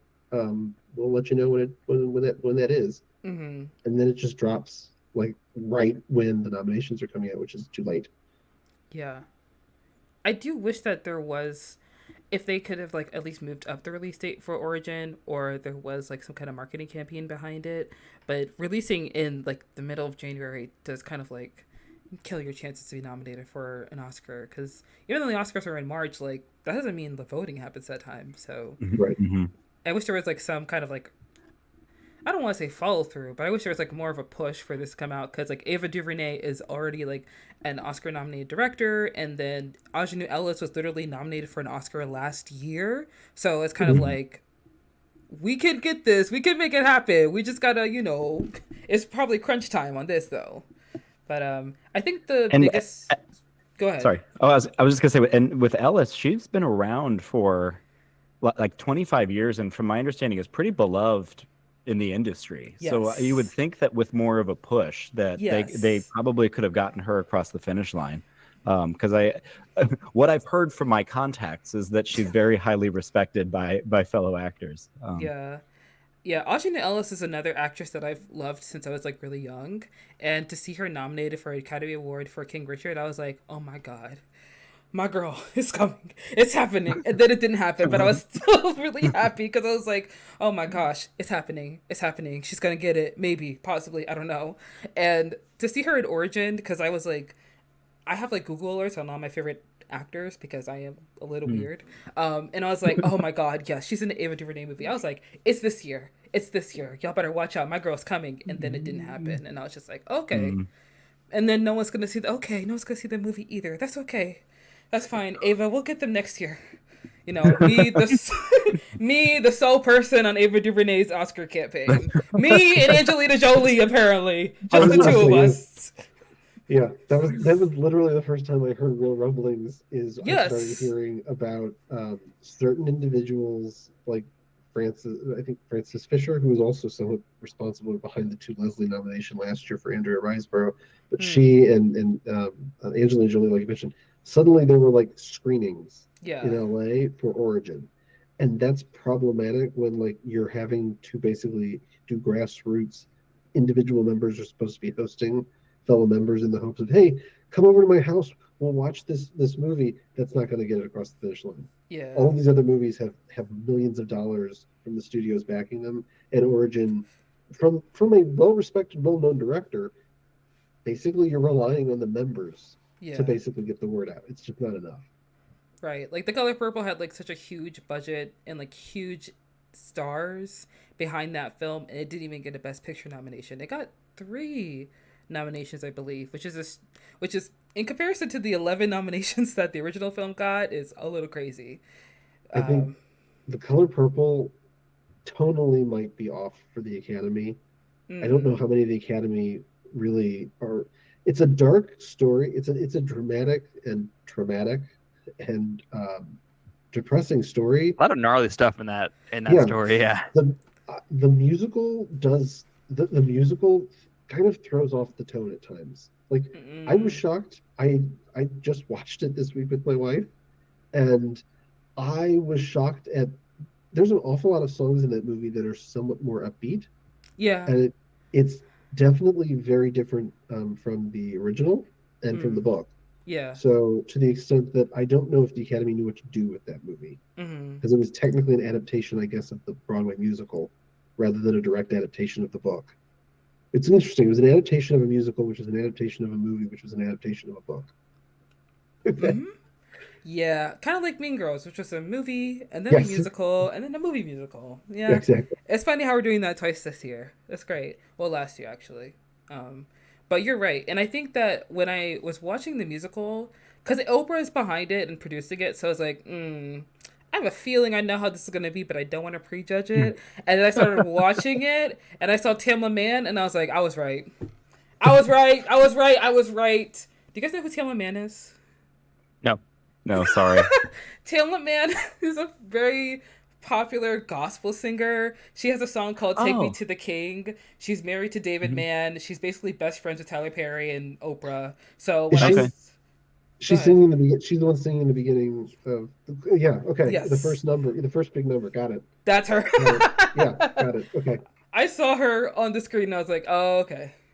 Yeah. All right. We got it. I got it. So I think they were trying to do like, look, a musical for the Oscars. Because like musicals sometimes get nominated. But they were like, no, girl. Sorry. Ain't gonna work this year. So that's great. But one nomination, I think one snub that I noticed, which was surprising to me, was Charles Melton. Because he was on track, in my opinion, to get Best Supporting Actor for May-December. Because he had also gotten, I believe it was the Gotham Award for the same category. He won, yeah. He won the same award, which the actor's name, who I'm probably going to butcher, but he played the dad in Everything Everywhere All at Once. He won that same award for the Gotham Awards for the role in Everything Everywhere All at Once, and then he went on to win the Oscar. So I was just kind of like, okay, we might have a twofer for the Oscars, but it didn't happen. And I'm not gonna say I'm upset. I kind of wish that happened because it would be funny to have like a Riverdale to Oscars pipeline happen this year, but Alas, the Academy said we can't have anything fun. So Well, So I have something on this. Do you want to go through the individual categories and talk about like snubs and who we think will win, who we think might win, that kind of stuff? Because I can talk about Charles Melton then, or I can talk about Charles Melton now. let's go into the categories for the Oscars. So I went ahead and I pulled the categories that we talked about earlier that we're going to discuss. So I went ahead and like highlighted through them just the ones that I want to win, the people I want to win in these categories, and who I think are going to win. If you disagree, that's fine. I'm most likely incorrect because I haven't watched all the movies that are nominated. If I'm being honest, I did mean to watch Killers of the Flower Moon, but every time I watch that trailer and I just see like what's his name? Not what's his name? Leonardo DiCaprio. I just see him and I'm like, I don't know if I can look at that for 3 hours. You know. And he plays a very like repulsively evil Yes. and dumb character, and makes a very strange choice. I like this film, but he makes a very strange choice to just look like this the whole time. And I'm like, what are you doing, man? It is of But- note. He didn't. He obviously, we're about to talk about. He doesn't get he doesn't get a nomination for best No. actor. We'll here. talk about that in a minute. Yeah, well, because if we're talking about killers, We'll talk about it in a minute. yeah, it's not necessarily the wrong decision. Okay, let's get into Best Supporting Actor. So for Best Supporting Actor, who is nominated is Sterling K. Brown for American Fiction, Robert De Niro for Killers of the Flower Moon. We have Robert Downey Jr. for Oppenheimer, Ryan Gosling for Barbie, and then Mark Ruffalo for Poor Things. And who I want to win is Sterling K. Brown because I think his performance in American Fiction was really great. Who I think is going to win, if I'm being perfectly honest. I said Ryan Gosling to be nice. I don't think it's actually going to happen. I believe it's going to be Robert Downey Jr. He played Iron Man for like a long time, like 10 years, and now he's in Oppenheimer. I don't think they're going to do the whole thing with like, let's nominate him, and then like he doesn't win it. I think they're going to give it to him. I really feel like he's going to get it. I think all things are pointing to him winning, Robert Downey Jr. That is, Yeah. I think that he is. People love him. He's very beloved, and I feel like people have been like waiting for him to be in a quote unquote real movie Yes. for 15 years. Yes. With all respect to the movies he's been in previously, and so the fact that he's giving a understated performance and like a pretty villainous turn in the last hour, I think he's great in the movie, and I think people are like looking for any opportunity to give him an Oscar because he's been nominated twice before this, but not in like 15 years. I think his first nomination was in the early 90s. So I think he's going to win this as well. Yeah. Yeah, it's been more than 30 years since his first nomination, and when he got that nomination for Chaplin, where he played Charlie Chaplin in a biopic directed by Richard Attenborough, people really, really loved that performance. They praised it, but he was young, Brat Pack member coming in and making his first really dramatic leading role, and they really, really loved his performance. And unfortunately, as a lot of people know, Robert Downey Jr. had a period of time where he had addiction issues, and that really did hurt his career for a number of years. Even when he was getting jobs, he'd get fired from them, and so he had to really recover. And right around the mid 2000s, with like Kiss Kiss Bang Bang, Tropic Thunder, and then he got Iron Man, he started rebounding a bit, and then he became basically the father of the Marvel franchise. Like he's the old man who kind of like started it all. Yeah. So to see him in a performance like this, he gets the nomination. I think there are a lot of people in Hollywood who are like, congratulations, this is a brilliant, objectively brilliant performance, and also we're thrilled to see you kind of like you made it back, and this is what we were hoping to see from you 30 plus years ago when you first did Chaplin.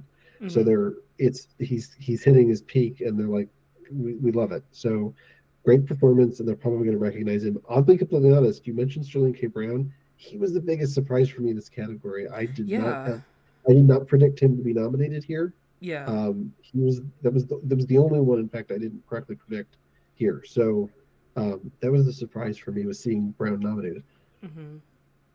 I agree with all of you that I think Robert Downey Jr. is going to win. Can I name people I would have liked to see nominated? Yeah, go ahead. Okay, here's where things get weird. Willem Dafoe over Mark Ruffalo was my favorite. I would have preferred that too. Yeah, I would prefer that myself.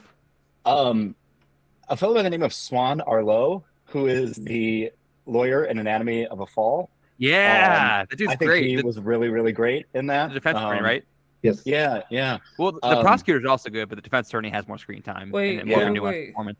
I haven't seen that movie. Is that the guy with the hair? Yes. Like, That's the guy with the hair. Yes, Yeah. The guy with the hair. Gray hair. Yeah. Yes. okay, His brilliant turn as the guy with the hair. I really like John Magaro in Past Lives. Yeah, he's great.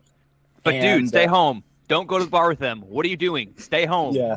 Come on, man. And then my wild card nomination, I would have nominated Glenn Howerton for Blackberry. Yes. Hell yeah. For the most, I think my favorite moment of the year in any movie, which I'm sorry, I'm going to curse here, but when he says, "I am from Waterloo, where the fucking vampires hang out." I'm just like, where is this coming from? And then lastly, real quick, I would have thrown in Charles Melton. I have not seen American Fiction, but I think his performance is better than all the other nominated ones. Really? I do. And I have no connection to Riverdale at all, but sorry. I had not heard of Charles Melton before watching May December because I also have not watched Riverdale because I'm a man in my 30s. But I also think he's excellent, and I would have liked to see him here. Again, I guess Sterling K. Brown's a surprise, so he's, I guess, who I would swap out, but maybe even Mark Ruffalo I would swap out. But real quick about Glenn Howerton and Blackberry, I've seen a clip floating around, particularly when when someone might say something on Twitter that's a little too online, someone will quote tweet it with a 4-second clip of Glenn Howerton and Blackberry, and I'm about to curse, I apologize. Hey, get off the fucking internet! It's something he says in Blackberry, and something that is applicable in real life, I think. Oh my god, that's so funny because I've seen so many people talking about Blackberry, and when the movie came out, I actually couldn't see it in theaters. Like, for some reason, it just wasn't playing in any of my theaters. Right. I think I do have to find video on demand and actually watch it because it's really good. I mean, apparently, because that's what everyone's talking about, and I only heard about it a few times earlier in the year. I think when it was first released, but yeah, I'm not gonna lie, Glenn Howerton, if he had been nominated for an Oscar, that would have been pretty funny. That would have been pretty cool because I do love It's Always Sunny, so I would have definitely loved that. Yeah. Before we move away from the category, I want to say that I think Bob De Niro is giving his best performance since Heat, and it's his first Oscar nomination in 11 years, and he's probably not going to win, but he might be my pick if I was handing this award out because he is incredible in Killers of the Flower Moon. He's really, I think his character kind of embodies what was said about his character in Goodfellas, which is your murderer comes with smiles, your murderer comes as friends, because he is he puts on a smiling face for people in this movie, but then behind their back, literally plots their murder and profits off their murder. So he's a charismatic devil. He is evil, but also very friendly, and he really threads that needle. And he's incredible in Killers of the Flower Moon, I think. Wow. Also, shout out to Robert De Niro for setting a new Oscar record. Actually, he now holds the record among actors for the longest amount of time between his first and most recent Oscar nomination. It's 49 years between The Godfather Part 2, which he won, and this nomination. He beat out Katharine Hepburn, who had 48 years between. Katharine Hepburn. Morning Glory and on Golden Pond. On Golden Pond, I'm Katharine Hepburn. That was, to be fair, that was her first and her last. 48 years between her first and her last nominations. She won for both of those. So De Niro here won for his first. If he doesn't win this time, it means he has to make another film that gets another nomination. That's nice. If I can give one more shout out, I forgot. Sorry, I really was moved by Ben Whishaw in Passages. Passages oh my god, Passages! Movie. Yeah, and maybe it's because he's Paddington that when he's sad, I'm sad, and I thought he was really brilliant in that movie. He sat in The Lobster a lot, which is another reason that The Lobster's a bummer. Oh yeah. He's a sad man. Yeah. Oh my gosh, that's so funny. Okay, best supporting actress and best actress in supporting role. So we have Emily Blunt for Oppenheimer, Danielle Brooks for The Color Purple, America Ferrera for Barbie, Jodie Foster for Nyad, and Divine Joy Randolph for The Holdovers. I do think that Danielle Brooks is going to get it for The Color Purple because she played that same role on Broadway. I'm not sure if she received a Tony for it or a nomination, but I feel like she's going to get it for The Color Purple because they have to give The Color Purple something. Because, to be perfectly honest, Oprah is one of the most powerful women in Hollywood. I feel like she's going to run up on somebody if this movie doesn't get something.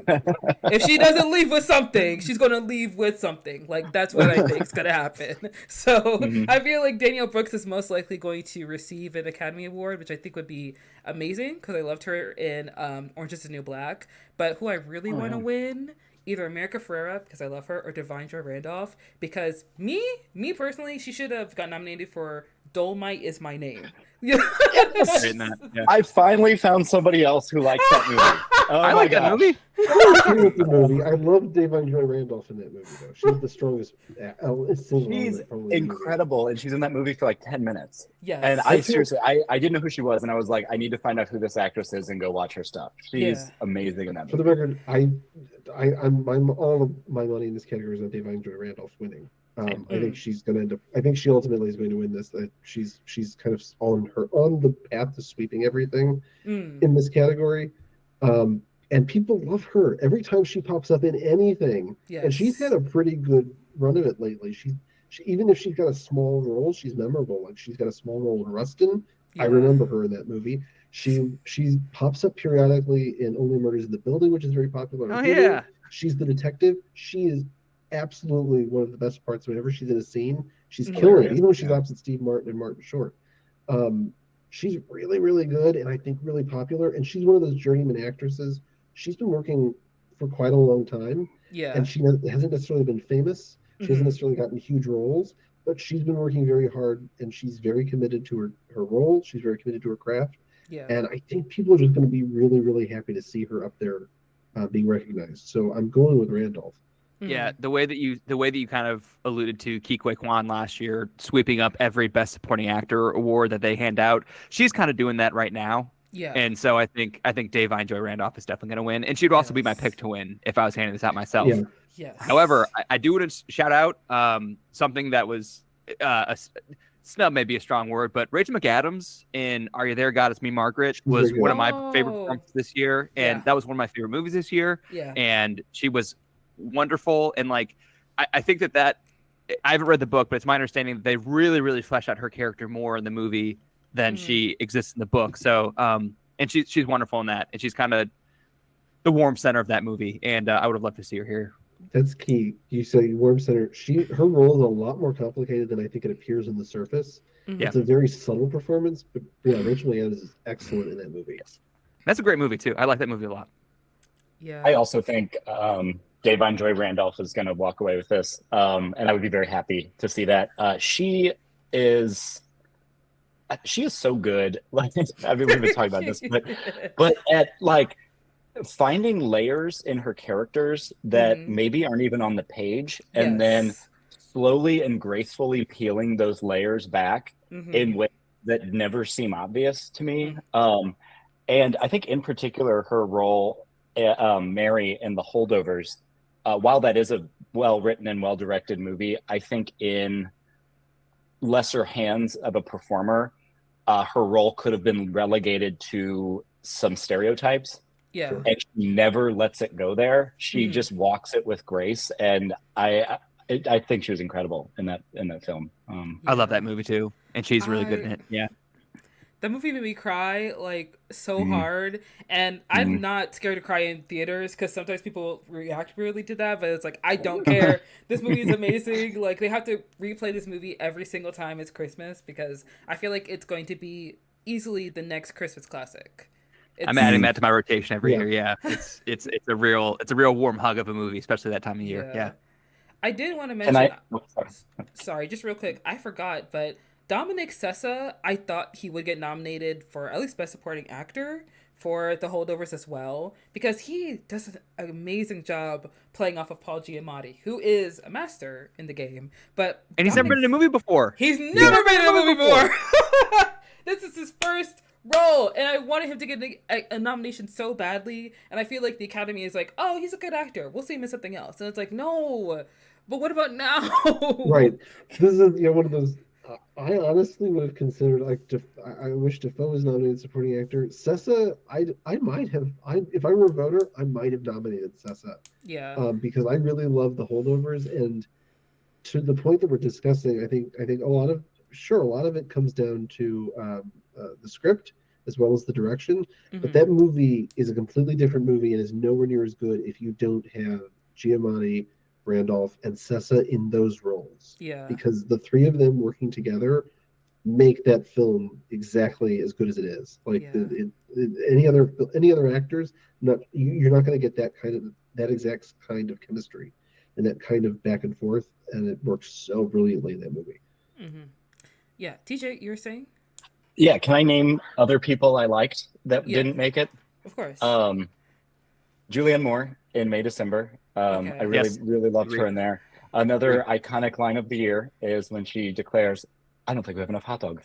I loved. You got to see it; it's brilliant. Okay. Sigourney Weaver in Master Gardener is pretty amazing. I would have liked to see Sandra Hüller, even though she's For the zone of here. interest, though, Also agree. And Yeah. she's so I don't good. know if like nomination wise, but just shout out to Tilda Swinton is brilliant in everything. She's great in The Killer, and she has about She 6 minutes in The is. Killer, and Yeah. she is really, really good in The Killer.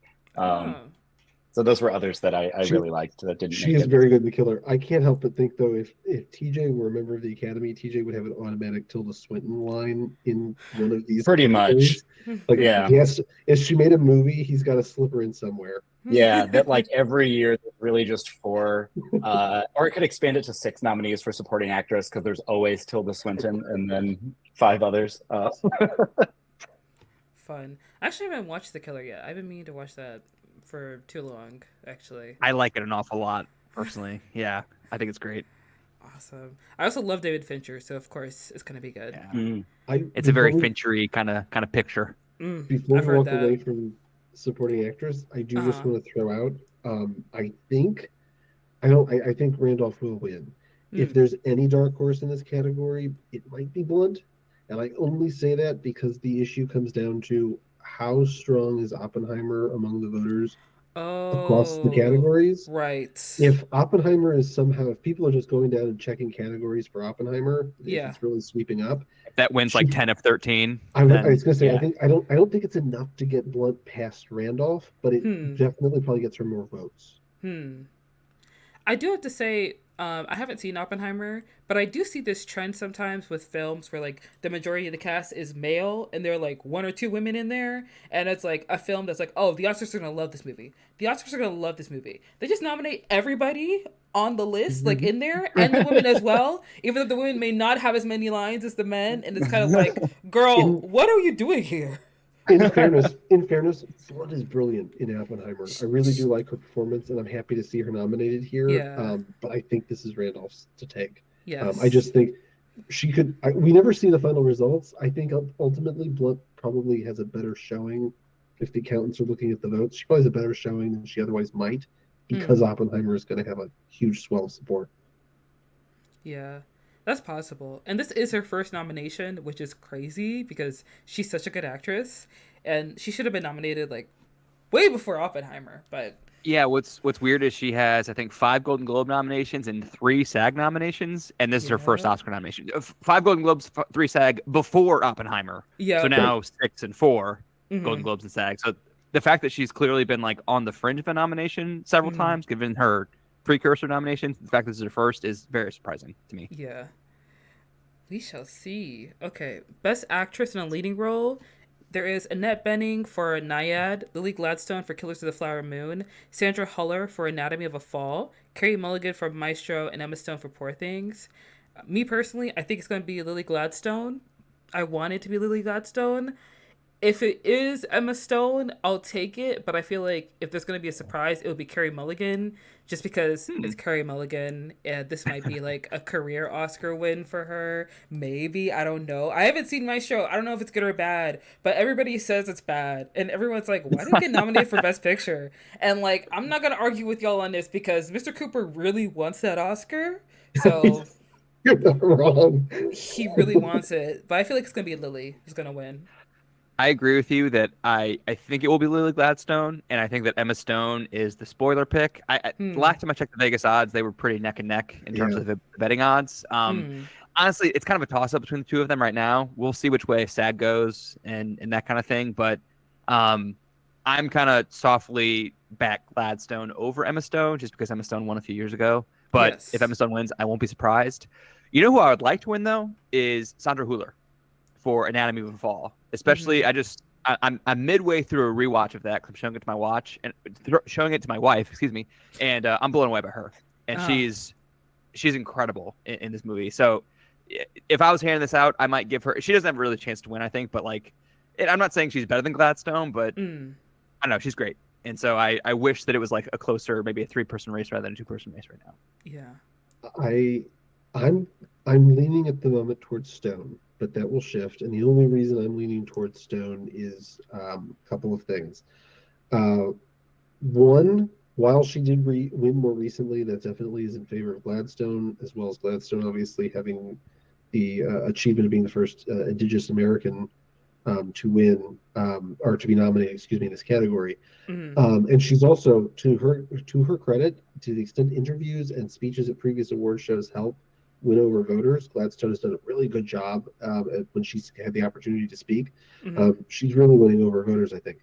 That said, surprisingly, 10 of the last 15 Best Actress winners have won for playing fictional characters. I'm not saying that sways, but that's a trend that suggests that if Stone has any slight advantage, it could be there.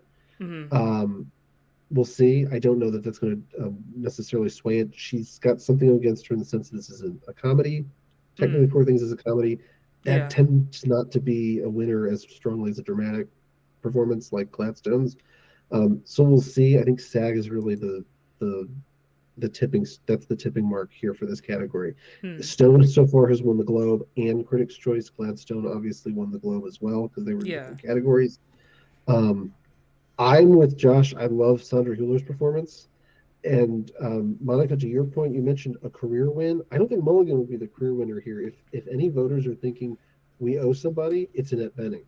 Ironically, I think she might be running like 5th in voting for this category.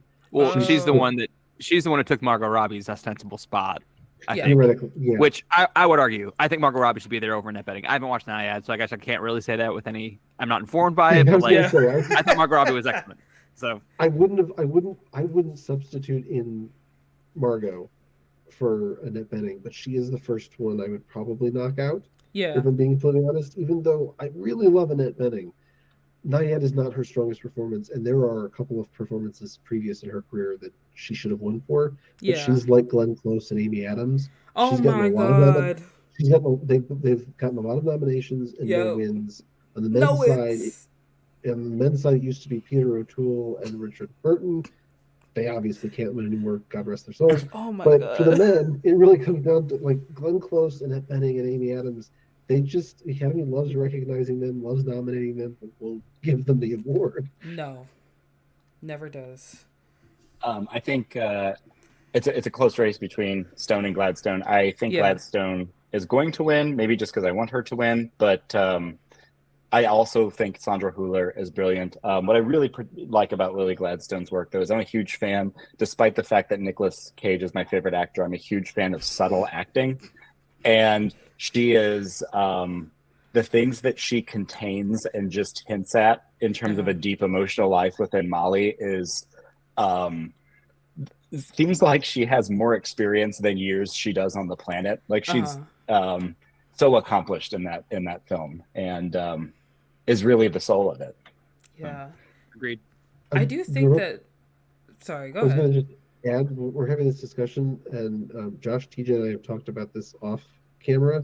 I do want to throw out, it's very possible that while we're talking about Stone and Gladstone being probably neck and neck in this category, whichever one wins, theoretically, either of them may be the only winner for their film. If we're running down the list of all of the categories, it's very possible that this is the only win for either Poor Things if Stone wins, or Killers if Gladstone wins. That's true. Also, I do want to point out, like most award shows, They need. This is gonna sound pessimistic. I don't care. They need one diversity hire. Like they need one diversity point. They need brownie points. So I feel like it's gonna be Gladstone for that point solely because they're like, look, the first Indigenous woman. Look, guys, look. Oscar's so white win. That never happened. What do you mean? So I feel like Lily Gladstone is gonna take it. They're gonna be like, girl, here, take it. Here you go. Here you go. You know, just like. Yeah, they do like that. Even, and I'm not disparaging anyone's, accomplishments or talents, but Right. I think that is maybe the explanation for why Michelle Yeoh won over Kate Blanchett last year. Kate Blanchett's Tar performance is titanic, It is very and good. Yeah. I think a lot of people, and it's a very well-meaning intention, but wanted to. You had the first Asian American, or sorry, the first Asian woman actress to win, and I think that was an important thing for them. And so Absolutely well deserving, but also it's kind of like you have to pick: is it going to be Michelle Yeoh or is it going to be Kate Blanchett? And let's be honest, Kate Blanchett will get it next year or the year after that or the year after that. Like, She's already won 2. Yeah. yeah. So it's kind of like, girl, listen, we gave you the nomination, but we really didn't like. You were really going to get the award, okay? So sorry. It's nice to see you, but like, girl, we weren't. Okay. Best actor in a leading role. The nominations are Bradley Cooper for Maestro, Coleman Domingo for Rustin, Paul Giamatti for The Holdovers, Cillian Murphy for Oppenheimer, and then Jeffrey Wright for American Fiction. And I feel like I want Paul Giamatti to win for The Holdovers. I want him to win. I want him to win badly. I feel like if I was there at the award ceremony and they did not call Paul Giamatti's name, I would personally run up that stage, snatch that thing out of whoever hand, and give it to him. Be like, book it. That we would get out of there. But it may not be him. Most likely it will be Cillian. It might be Bradley because they didn't give him a nomination for Best Director, and they're gonna be like, look, we know you want this, so just take it and stop making these freaking movies, okay? Listen, here will you you go. go away, please? Okay, it's like when a kid is crying and the parent is like, okay, drink this. It's soda, okay? Sit down somewhere. Sit in the corner, please. It's funny you say that because in December I was wondering if, before I saw Maestro, I was wondering if Cooper could potentially, at the time I was thinking it's between Cillian Murphy, it's between Paul Giamatti and Bradley Cooper. I think Maestro has kind of fallen in estimation. So I don't think Cooper, the odds are probably not as strong in Cooper's favor as they may have been previously. I think you're right, though. It's between Giamatti and Murphy. Yeah. I honestly don't know who I think is more likely to win here, because on the one hand, it is an opportunity to recognize Giamatti, who everybody in the industry loves. He's been working in Hollywood for a very long time. Very likable guy. Both he and Cillian Murphy, though, have been around a while. Both of them are kind of like Devine Joy Randolph in the sense that they're journeyman actors, they're character actors. They've done a lot of really great work. This is, for both of them, the first real strong chance they've had to win. Yeah. Cillian Murphy might be my pick for more likely to win. Again, it comes down to Oppenheimer. Yeah. It is most likely, it's the strongest film with the most nominations. If that's sweeping up on the night, Cillian Murphy's the lead. He's the one that really controls that movie. Yeah. It's really hard pressed to see voters be like, we love this movie so much, and yet they don't give it to him. But it'll be close, I think. Yeah. He might get it. Josh, TJ, what do you think? I think that Cillian Murphy's probably going to win with a small chance of Paul Giamatti playing spoiler. And those would be my 2 picks as well. I hope one of those 2 wins. I think they both give really great performances. Cillian Murphy's might be a little bit more complex than Paul Giamatti's, but just by the nature of the complexity of that movie versus The Holdovers. And I would have liked to see DiCaprio here, because despite TJ's protesting, I think that he's great in Kills of Flower Moon, and I think he should have been nominated. I pointed this out to Ken and TJ. I saw someone on Twitter make this point that in Scorsese's last movie, Robert De Niro was not nominated for lead actor, despite Pacino and Pesci being nominated. And in this movie, DiCaprio is not nominated despite De Niro and Gladstone being nominated. And the point this person made on Twitter is that the morally right character and the morally evil character in both those movies were both nominated. And then like the person in the middle caught between the two moral ends was not nominated. Maybe because he's like a little too passive potentially. Robert De Niro was very passive in The Irishman. Leo DiCaprio is kind of passive in Kills the Flower Moon. So like that might be where people didn't see the performance as worthy. But I don't know. I thought it was great personally. Okay, solid. I think it's a very close race. I think if I were betting, I would probably bet on Cillian Murphy, but I could see Paul Giamatti winning, and I would be very happy to see either outcome. I also love Paul Giamatti, and he was snubbed in 2004 for Sideways.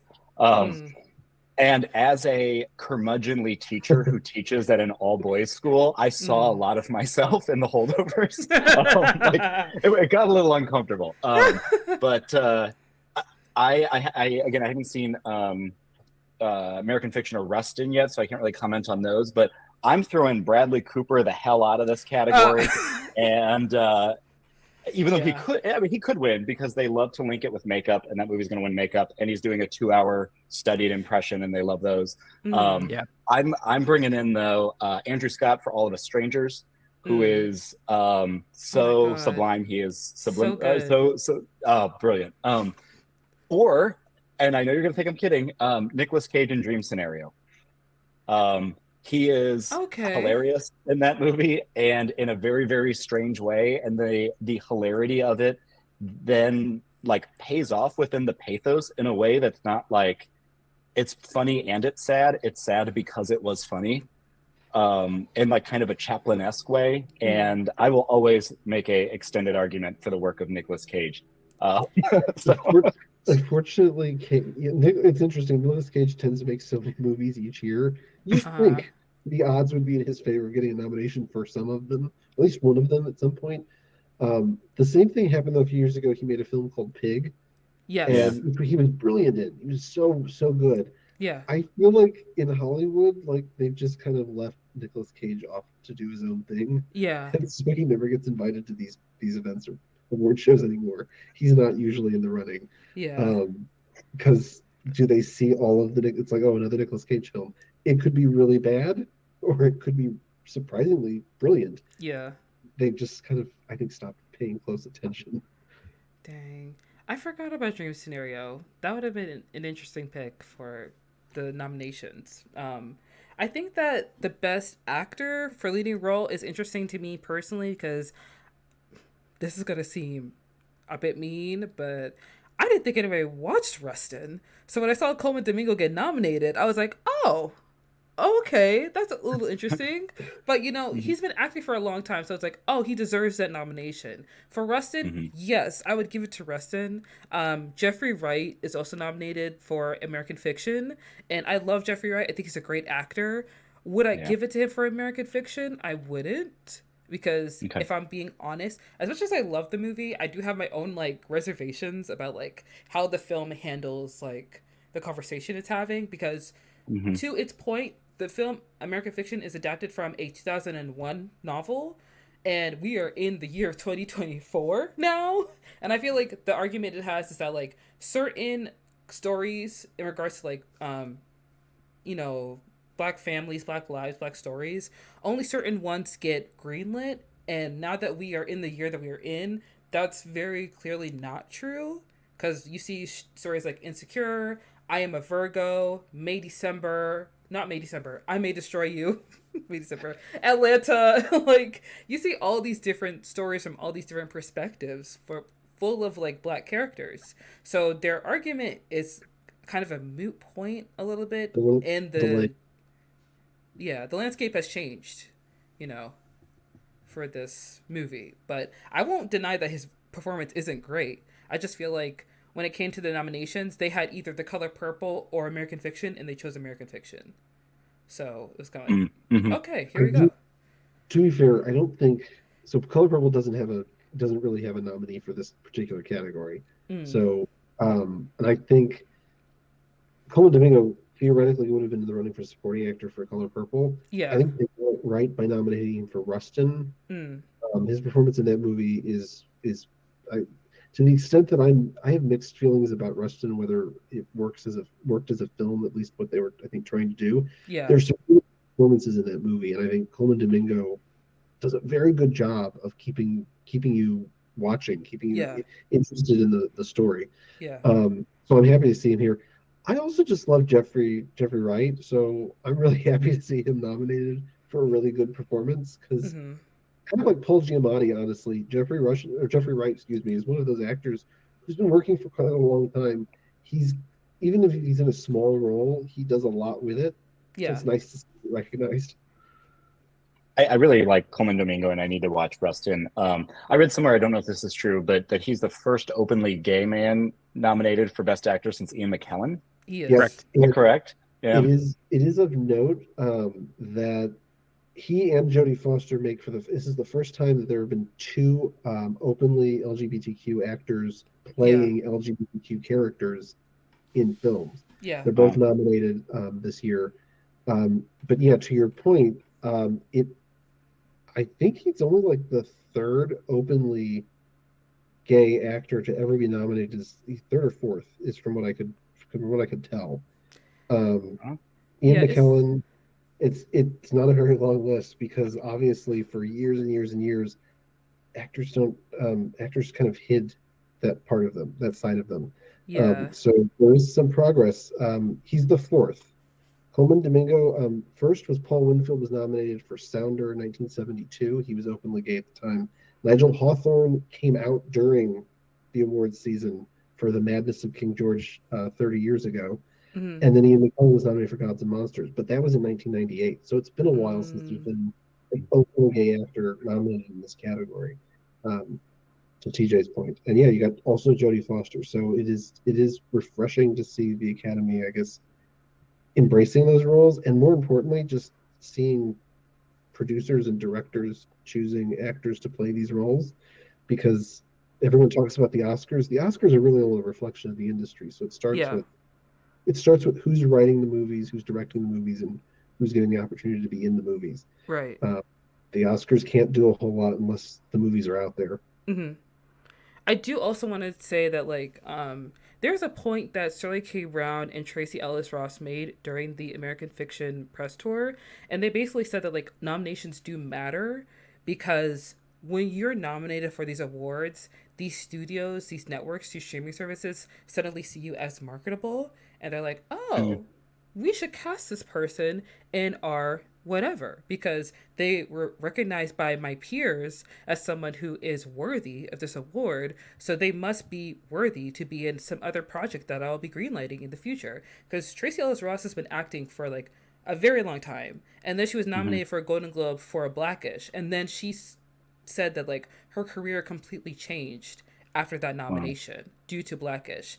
And I hope the same thing for Coleman Domingo, because Euphoria is what a lot of people know him from now, and I do think that that possibly is the reason why he's now has been Rustin and The Color Purple, and so I do hope that this nomination just opens doors for him, because he is a really stellar actor and he's a very charismatic person overall. I watch all of his interviews. I love hearing him talk. I love hearing him tell stories about him and his husband, how they met, and his outfits on the red carpet are so sensational. Yeah. I love seeing it. Him and Harvey Gillian on the red carpet, they absolutely kill it. I love the colors, I love the styles, I love everything about it. So that's just what I'm hoping comes out of that for him. I feel like he's gonna show up, he's gonna look good, he's gonna just have fun and take a bunch of pictures. You know what I mean? So no skin off his back at all. Okay, so we're going to talk about best directing, but interposed with that, I have best writing for adapted screenplay and best writing for original screenplay, because the Oscars like to do this thing where if a director doesn't get best director, they get best adapted screenplay, or they get best original screenplay. So we're just going to go over all these categories and just go from there. Best directing is Justine Triet. Is that how you say her last name? Yeah. Trier, okay, for Anatomy of a Fall. French. Trier, yes. Martin Scorsese for Killers of the Flower Moon. Christopher Nolan for Oppenheimer. Yorgos Lanthimos for Poor Things. And then Jonathan Glazer for The Zone of Interest. And then for Best Writing of Adapted Screenplay, you have American Fiction, written for the screen by Cord Jefferson. Barbie, written by Greta Gerwig and Noah Baumbach. Oppenheimer, written for the screen by Christopher Nolan, and Poor Things, screenplay written by Tony McNamara, who also is the creator of the show The Great on Hulu. If you guys haven't watched it, you That's should watch right. it. Yeah. It's really good.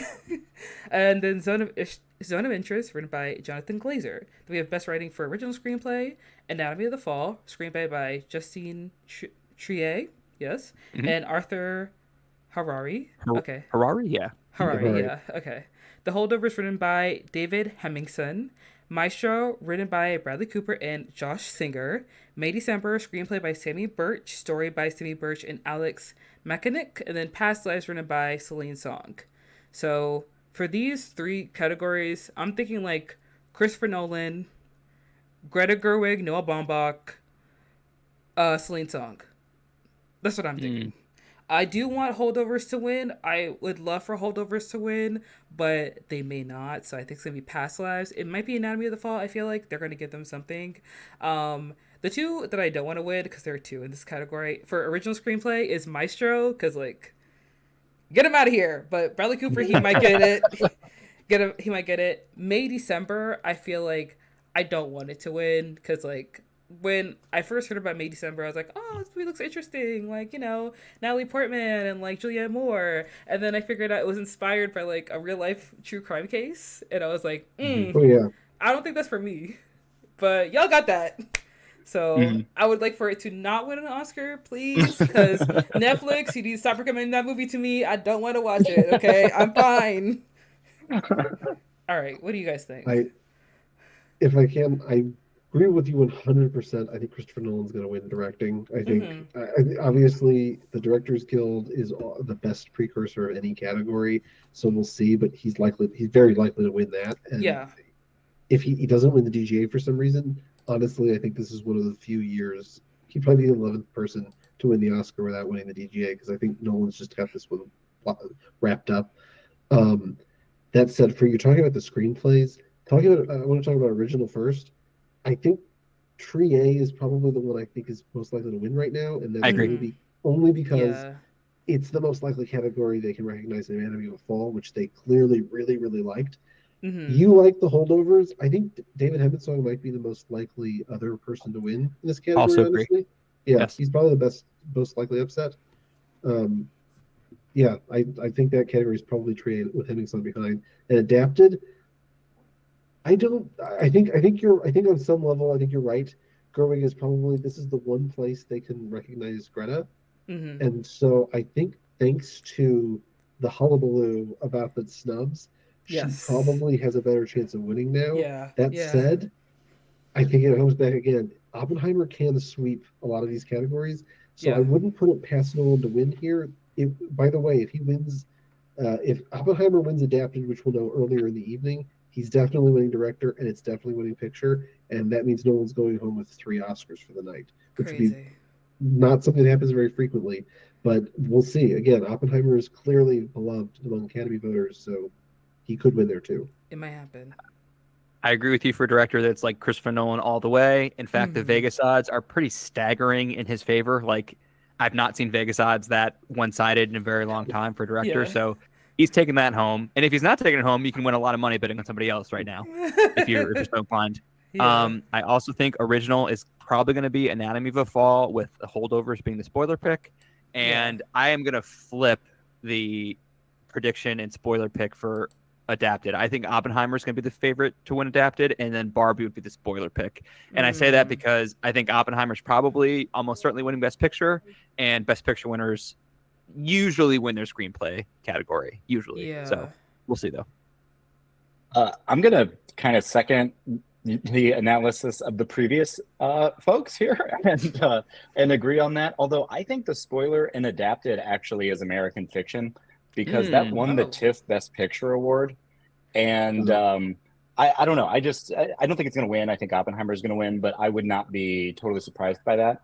If I could just say with director, I was very proud, excited, happy that they actually, usually they have like one slot for like person who made a foreign language film, and they had 2 this time, which is great.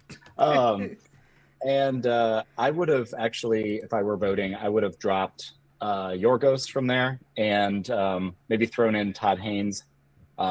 or Andrew Hay for All of Us Strangers. I thought those were some misses that I would have liked to see. Man, we keep bringing up May December. I don't get it, guys. I like it. I think it's great. Oh, That's one of the better movies I saw last year. I couldn't get past it. For me, it was like a Lifetime movie that just was Not a Lifetime movie. so weird. No. Okay, but you know what else? You know what else is a Lifetime movie? You know what else is a Lifetime movie? Anatomy of a Fall is very similar in content to a Lifetime movie, but it's amazing. Not in tone. May December is also not in tone to a Lifetime movie. I don't think. I've watched my fair share of Lifetime movies. Trust me, and it's not like a Lifetime movie. I do trust. That's true. Hi, Katie. Shout out to my wife. I do want to say, you mentioned TIFF's Best Picture Award, and a friend of mine also brought that up, that every movie that gets TIFF's Best Picture Award gets an Academy Award. Whether it's like Best Picture or like some kind of award, it does win that. And previous examples would be like Three Billboards Out of Ebbing, Missouri. That won Best Picture at Oscars, right? No, it won Best Actress and Best Supporting Actor. Okay, Yeah. my bad. But lost to The Shape of Water for Best Picture. Oh, yeah. But then there's Nomadland, and then there's Green Book, and then there is La La Land as well. And then, there are a number of films that have gotten that same nomination, that same, like, award at TIFF, and then Academy Awards is, like, a shoo-in to get something. So, for American Fiction, it's possible that it does get Best Adapted Screenplay, which I think would be interesting, because Cord Jefferson is a first-time director. Like, this is his first feature film. So it would be absolutely impressive for this to be like his first feature film, and then for him to get an Academy Award out of it. Like, that's actually kind of crazy. I would love to see that. Has Cord Jefferson written a movie before this? No, but he wrote the best episodes of Watchmen on HBO. Okay, that's what I was gonna say. Is like he's a TV writer before this, so like, and he's been writing on some of your favorite shows. He wrote on Succession. He wrote on Watchmen. He wrote on The Good Place, and like those are three of the most acclaimed shows of the last 10 years. So like, he's clearly got the juice. Yeah. But I'm excited that his foray into making movies is being recognized, and I think that's an interesting pick. TJ, as the spoiler to upset Oppenheimer. I hadn't really thought of that angle, but that's interesting. Yeah. Not to say that I recommend people bet on really long odds. I'm curious what people are thinking. If Nolan is the overwhelming favorite for director, who is the most likely dark horse or spoiler in that category? If there's not really one at this point, but if you had to guess, who do you think has the most benefit? I think it would be either Scorsese, like I said before, or Trier. I think it might be director. For director, because Chloe Zhao, she did win Best Director for Nomadland, but I feel like the Academy might be like, okay, so y'all said we snubbed Greta, so we're gonna give another lady the award so y'all can get off our back. So. It's also, in fairness, that movie, Anatomy of the Fall, is not likely to win Best Picture, as we've discussed. Yeah. It also, despite being clearly maybe their favorite international film, it's not nominated for international film because of the way that category works. Countries a nominee. France, because of politics, they chose The Taste of Things, starring Juliette Binoche, to be the French submission rather than Anatomy of a Fall. They're definitely regretting that, and there's been pushback over the last couple of weeks. Apparently, in France, people are upset because France hasn't won an Oscar for international film or foreign language film, as it was known, in like 30 years, and they're getting kind of French love cinema, and they're getting kind of antsy and irritated about it. But apparently, when she won the Palme d'Or at Cannes in May, she gave a rather political speech, and she criticized the French government. And so when the committee came around to decide which film to submit, there was some drama, and apparently the 7 committee members really fought over it, and it was a 4-3 vote in favor of Taste of Things over Anatomy of a Fall. So if the Academy really loves Anatomy of a Fall as much as they do, they know they can't give it the default international award. It has to be something else. For the record, because I think you asked about it, Ken, I just pulled up some Vegas odds. Oppenheimer is a slight favorite to win Adapted Screenplay, followed by Barbie, followed shortly behind by American Fiction. But it's not like crazy long odds for any of those three, but Oppenheimer is in the lead, Barbie in second. And for original screenplay, actually The Holdovers currently has the best Vegas odds, but it's Anatomy of a Fall is not far behind it. It's pretty close. Just FYI. I think it's gonna be Barbie because they have to give Barbie something. Barbie's currently the favorite, or at least, excuse me, not the favorite, but like in terms of Vegas odds, pretty, it's a pretty heavy favorite Vegas wise for original song. And it's also the favorite for best costume at the moment. Production design, maybe. I need to look at product. I need to find product. It's also the favorite for production design. So yeah, Barbie and Poor Things are running 1 and 2 in costume and production design per the Vegas betting. So it could win 3. It could win costume and production and original song, and so then it wouldn't have to win screenplay, quote unquote, have to win screenplay. It's true for Billy fans. She's probably the front runner to win original song for her song for Barbie. So there will be a big star from Barbie on the stage, most likely at some point in the evening. And Jacqueline Duran, she's a big star. Costume designer Jacqueline Duran. Legendary costume designer, yeah. Awesome. Okay. Let's move into Best Picture. So we have American Fiction, we have Anatomy of the Fall, we have Barbie, The Holdovers, Killers of the Flower Moon, Maestro, Oppenheimer, Past Lives, Poor Things, and The Zone of Interest. I don't know if I said this previously, but I think for Past Lives, I do want Celine Song to get it's Best Original Screenplay, right? Yes. Yeah. She's personally my pick. Like, if I was handing out the trophy myself, I would give it to her personally. I'd be like, girl, here you go. I don't know why they didn't nominate you for Best Director. These people are wild, but here you go. That's yours. But I know she's not going to get Best Picture because, like, it's unlikely. So for Best Picture, I feel like it might be Oppenheimer because you guys are right. It might just sweep the Oscars. It might just take everything. If I had to give it to something, like, in my heart of hearts, if I wanted it to give it to something, it would be The Holdovers. I need Maestro to get out of here. I don't know why it's here. Like, Bradley Cooper, you have to go home, please. Like, the next movie, I promise you the next one. This one is not it, okay? But I feel like The Holdovers, I really, really want it to get it. I really want it. I really, like, oh my God, I want this one to get Best Picture. But will it? I don't know. We'll have to see. I don't know. What do you guys think? It's going to be Oppenheimer. I've not been so sure of a Best Picture winner this far out in many years. Again, just like I feel like in the last like decade, we've had 2 or 3 horse races in Best Picture where there's like a probably likelier candidate, but then like there's something behind it that might take it. I don't see what else would take it here. In fact, I'm the particular Vegas odds site that I'm looking at right now. It has some like Oscar specials being like, hey, how many Oscars do you think Oppenheimer's going to win? And the one with the best odds is between 7 and 9. Wait, are you looking at a betting website right now? I'm looking at a betting website right now. Josh is a degenerate gambler. Yeah.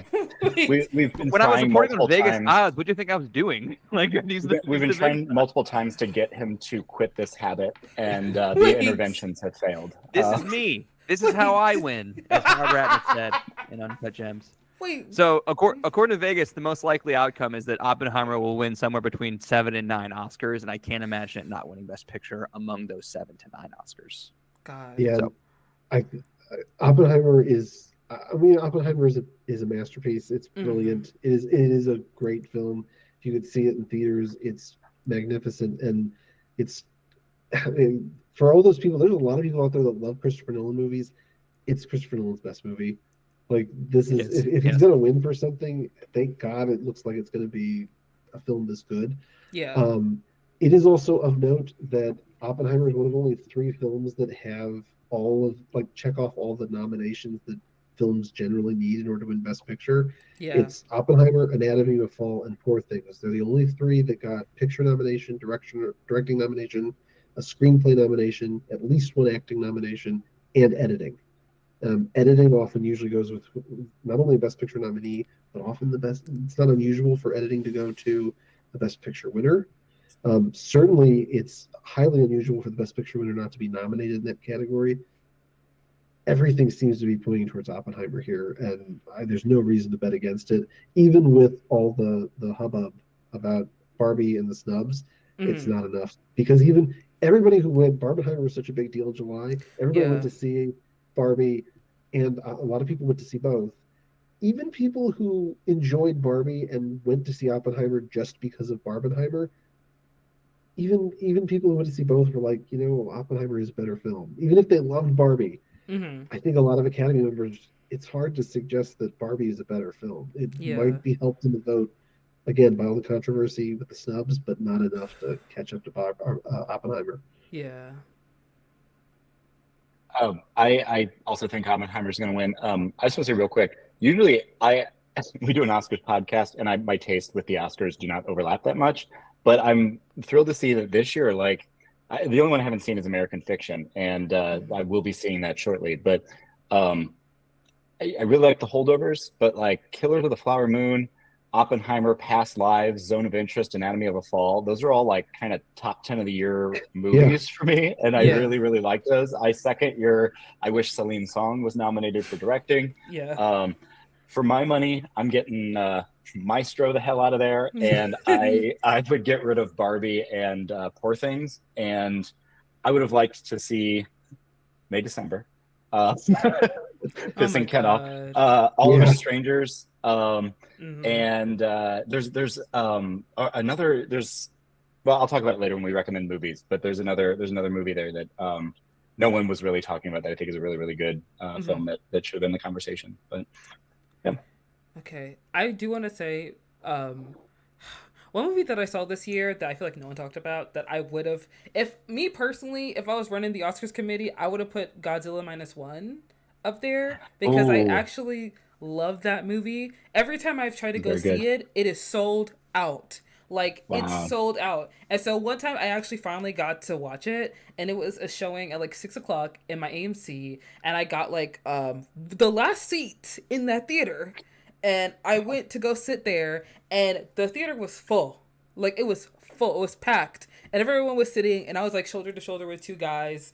And the movie was so good and so intense. I didn't even know that was like 2 hours long. But I'd say it's the best adaptation of the Godzilla story. It is the one that, relates it to war and relates it to like the history of Godzilla in regards to like Japanese history. And it is the most profound monster movie I have ever seen in my life. And it's the only monster movie that's ever made me cry twice.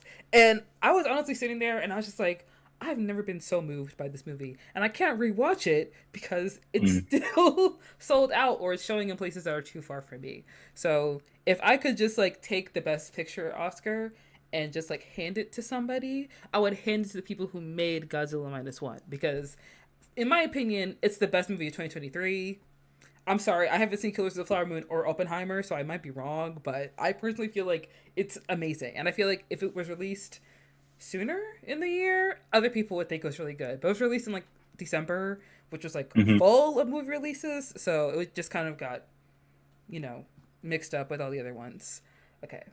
So I saw it and I also thought it was a very pleasant surprise for me. And I actually want to go back and see it again because they just released it in black and white. And that is such an easy win for me.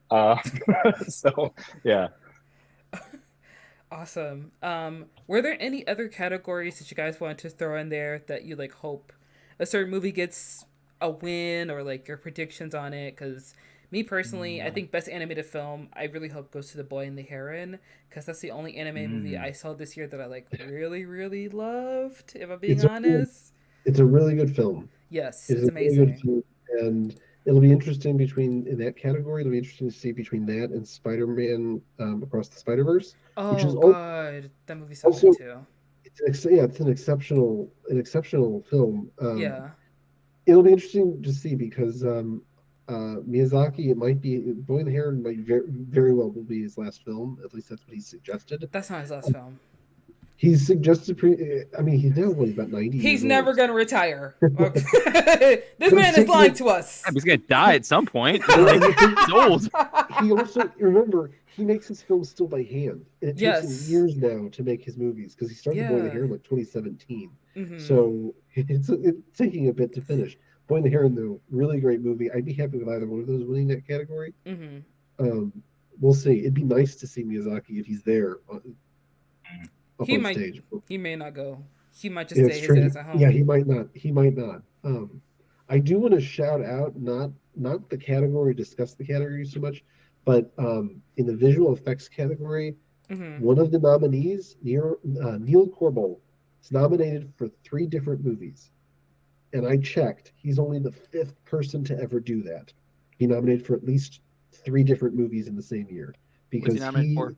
he's the visual effects supervisor for The Creator, Mission Impossible: Dead Reckoning Part 1, and Napoleon. Oh my God, you're So right. Neil Corbold having a really great year, being And then nominated. Godzilla's going to eat his lunch. And Godzilla gonna win.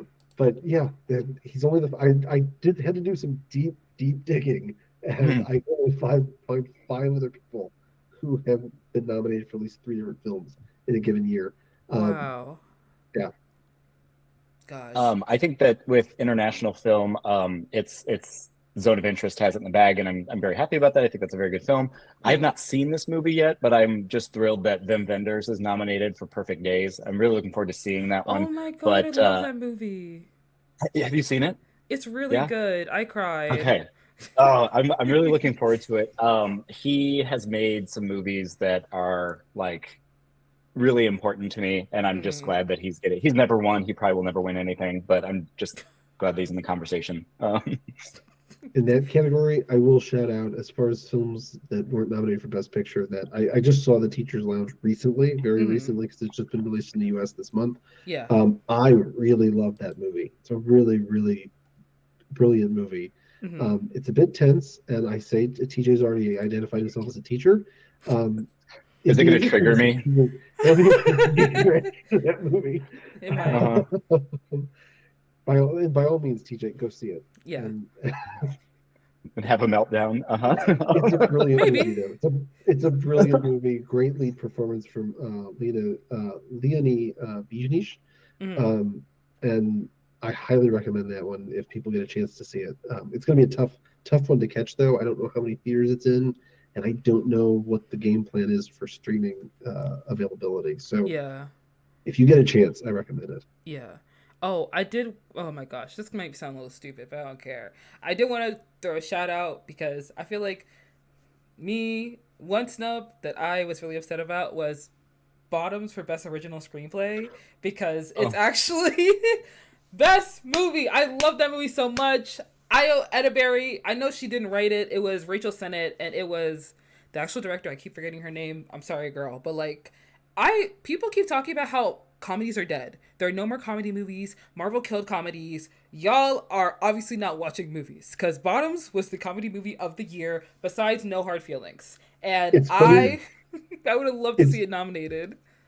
It's funny you mentioned that because literally I have in my notes as far as like a list of people who I actually wouldn't have had a problem seeing nominated.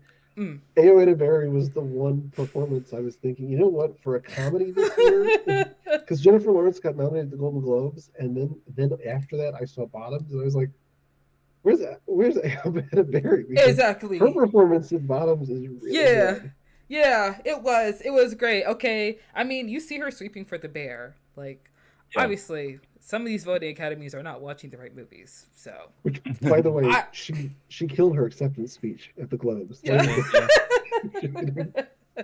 Yeah, she did. That was so cute. Also, Campus Home from Theater Camp, I feel like should have been nominated for Best Original Song, but you know, that's just me. If you haven't watched Theater Camp, it's on Hulu, and I'm gonna be so honest, if you used to do theater and you watch that movie, you will feel some type of way watching it. It's so good. It's so perfect. Like, I left high school and I was like, I'm gonna be on Broadway, I'm gonna be at the Fox Theater, I'm gonna be a leading lady, and then I watched that movie and I was like, oh no, this is exactly how I was.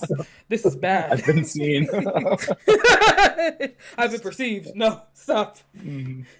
Okay, guys, that was the 2024 Oscar nominations. We gave you snubs, predictions, what we hope will win, what may win, you don't know, but the Oscars come out in March, so if you're gonna go watch it, go watch it. If you're just gonna be on Twitter checking who wins like I am, listen, I'll be on there right with there. I'll be right there with you, okay? Because who has time to watch a 3-hour ceremony? Not me. I do. Raising my hand. Me. The other 2 people on this podcast.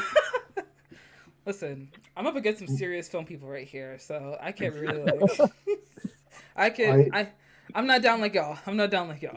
I got a noise disturbance to your Parasite one because I was so thrilled when they announced that one And it was late at night because, of course, I'm not in Los Angeles. Yeah. And the neighbor was like, "You guys have a party or something?" I was like, "Nope, that was all me." Like, sorry, a movie I really like got an Oscar. Sorry. Yeah, it got one. Yeah, yeah. No, he's like, "Oh, I didn't realize the Oscars were tonight." And I'm like, "Shut the fuck up." What do you live under a rock or something? You He don't know doesn't live next door anymore. I don't think. Did you kill them?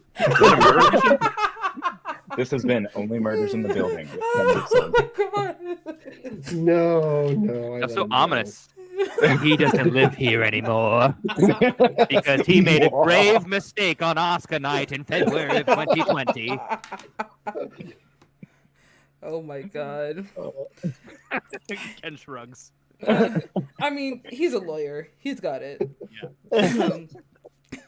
As we move towards the closing of the podcast, I just want to ask if you guys have any recommendations for the listeners. Anything you've been watching recently, any movies or TV shows. I'm trying to see. I don't think I have any recommendations, but I have started watching Reacher because a friend of mine recommended it to me, and I feel like it's another one of those shows where like the main guy is like, oh, I'm a fast talking, deducing smart guy, and I just happen to be built like a fucking school bus. Yeah. Yes. As they say in Southern Illinois, a brick shithouse. A brick shithouse. That's a common saying where I'm from. Yes. Okay. Okay.